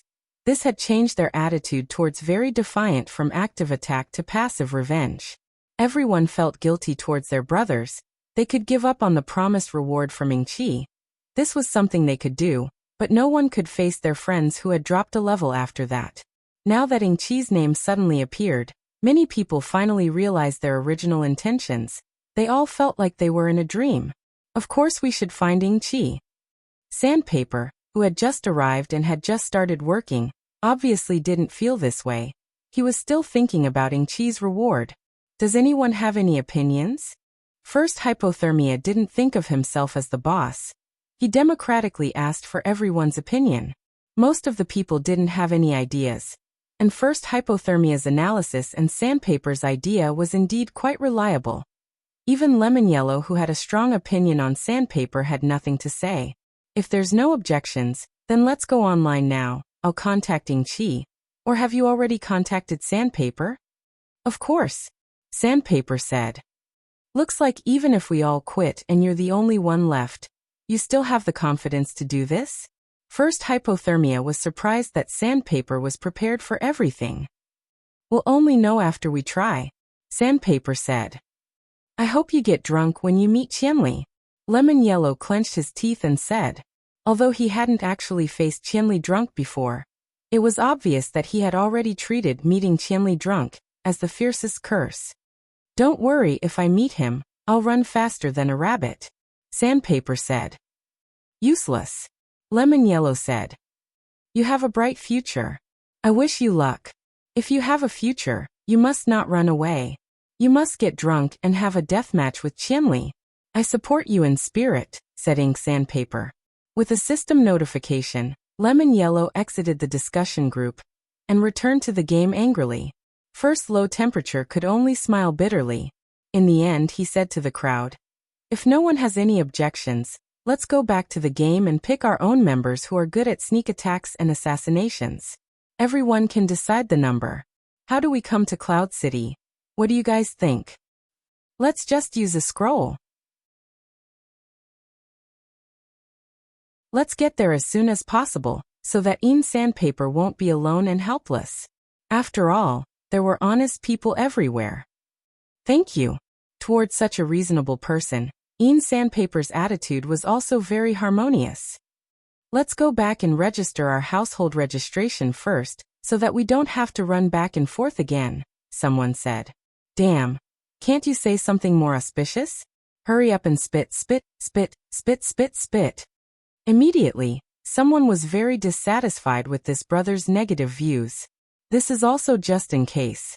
Our people have always checked their residences along the way, Ink Sandpaper said. Everyone was relieved. At the same time, they realized that as long as no one argued, Ink Sandpaper's words were quite pleasant to listen to. First Low Temperature waited for a while. Seeing that no one had any objections, they finally came to a consensus. Then everyone should go back to the game and prepare? If there are any problems, contact me again. Everyone said their goodbyes and returned to the game. They began to choose suitable people from their friends and family. But in the end, many of them were troubled. For example, First Low Temperature could find 20 agile players who were good at sneak attacks and assassinations. But what about himself? He was a tanky cleric who was slow. He couldn't do this job at all. Sneak attacks and assassinations didn't require a cleric. They were very mobile. If they couldn't win, they could just run. What was the point of having a cleric? Other than clerics, warriors and mages were also slightly embarrassed. They were all discussing in private. The team was formed, but what about ourselves? What should we do? Who knew? Everyone was getting more and more confused. At this time in Cloud City, although Unsworn Sword was initially nervous after being surrounded, once reinforcements arrived, they immediately turned the situation around. In the end, the other side used a luxurious teleportation scroll to escape. These were peerless experts from a large number of main cities. Unsworn Sword thought in high spirits, completely forgetting that they had several times the number of people on their side. At this time, cleaning up the battlefield was quite rewarding. They also had to get rid of some people who were sneakily stuffing items into their pockets during the battle. Such a large guild was bound to have some people like this. If no one noticed, Unsworn Sword didn't have the time to care. At this moment, Unsworn Sword was grinning from ear to ear as he listened to his guild members bragging about the items they had picked up in the guild channel. He couldn't help but praise the other party's selfless spirit and look forward to receiving more such visitors. Guild leader, look at this. At this time, someone sent the information of a piece of equipment. It was a two-handed greatsword that could be said to be the current top level. Unsworn Sword nodded. Good. Very good. The more of these things, the better. Very overpowered people have arrived. At this time, someone sent a message to Unsworn Sword. I'll go over. You calculate the dropped equipment and the people who died this time. We'll split it later, Unsworn Sword said. Okay. Reflection years nodded. Guilds had their own way of dividing the loot in this kind of collective operation. After operating for so long, they naturally had a system that the guild members believed in. Guild leader Unsworn, how is it? Sword Demon, Han family young master, brother you, and other very overpowered core players greeted Unsworn Sword with a tone of sympathy. Unsworn Sword had long since put away the wretched smile on his face, after obtaining a large pile of equipment. Instead, he put on a righteous look and said, They want to cause trouble in our Cloud City? How can I let them get away with it? Everyone, don't worry, we've already killed them all. You didn't see how miserable they looked when they escaped. They were all using teleportation scrolls. Ha ha ha. Using teleportation scrolls to escape was indeed a sign of a dangerous situation. With how expensive these things were, players wouldn't be willing to use them unless they saw a 100% chance of losing a level. Of course, people like Gu Fei and the others who had already become rich were different. They were tycoons, not commoners, and definitely not poor people. Did you encounter any trouble? Han family young master smiled. Everyone was looking forward to Unsworn Sword's next performance. Trouble there was a bit. The Han family brothers. The other side seems to have a bit of intelligence. They've already seen through you guys and know their teleportation location. This time, they purposely used it as bait to lure you guys over to ambush them. Instead, they surrounded you from the outside. Unsworn Sword said. Really? That's terrible. Han family young master was shocked. After watching Unsworn Sword's performance, everyone looked at Han family young master. They felt that Han family young master was exaggerating a bit. After all, this guy wasn't suitable for this kind of pandering, especially for people like them who knew him inside out. Seeing Han family young master's reaction, they felt that he was still looking down on Unsworn Sword. Unsworn Sword didn't notice and continued. If you guys really came to defy the natural order, then it's going to be really bad. I saw that the other side had 800, no, maybe 1,000 people. They surrounded us so tightly that not even a drop of water could pass through. How many people did Unsworn Sword bring? Han family young master asked. Around 200 people. Ugh, but we Reigning Four Seas has a deep foundation. Plus we have a powerful group of friends and family like Kai Yunjian. 1,000 people is nothing. Amazing. Han family young master nodded. Amazing, amazing. The surrounding people all agreed.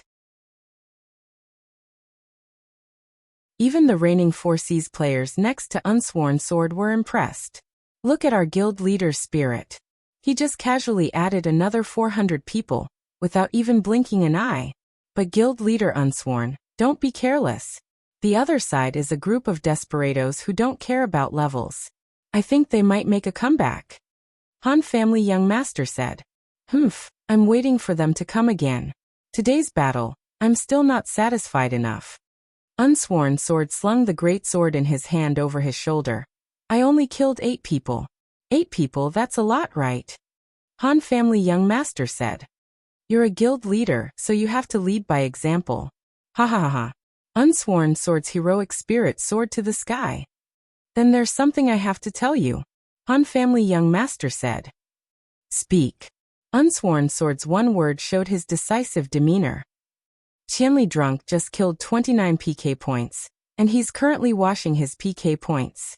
His habit is to start from the highest PK points wanted mission. Han family young master said. Is that so? Unsworn Sword's smile was already stiff.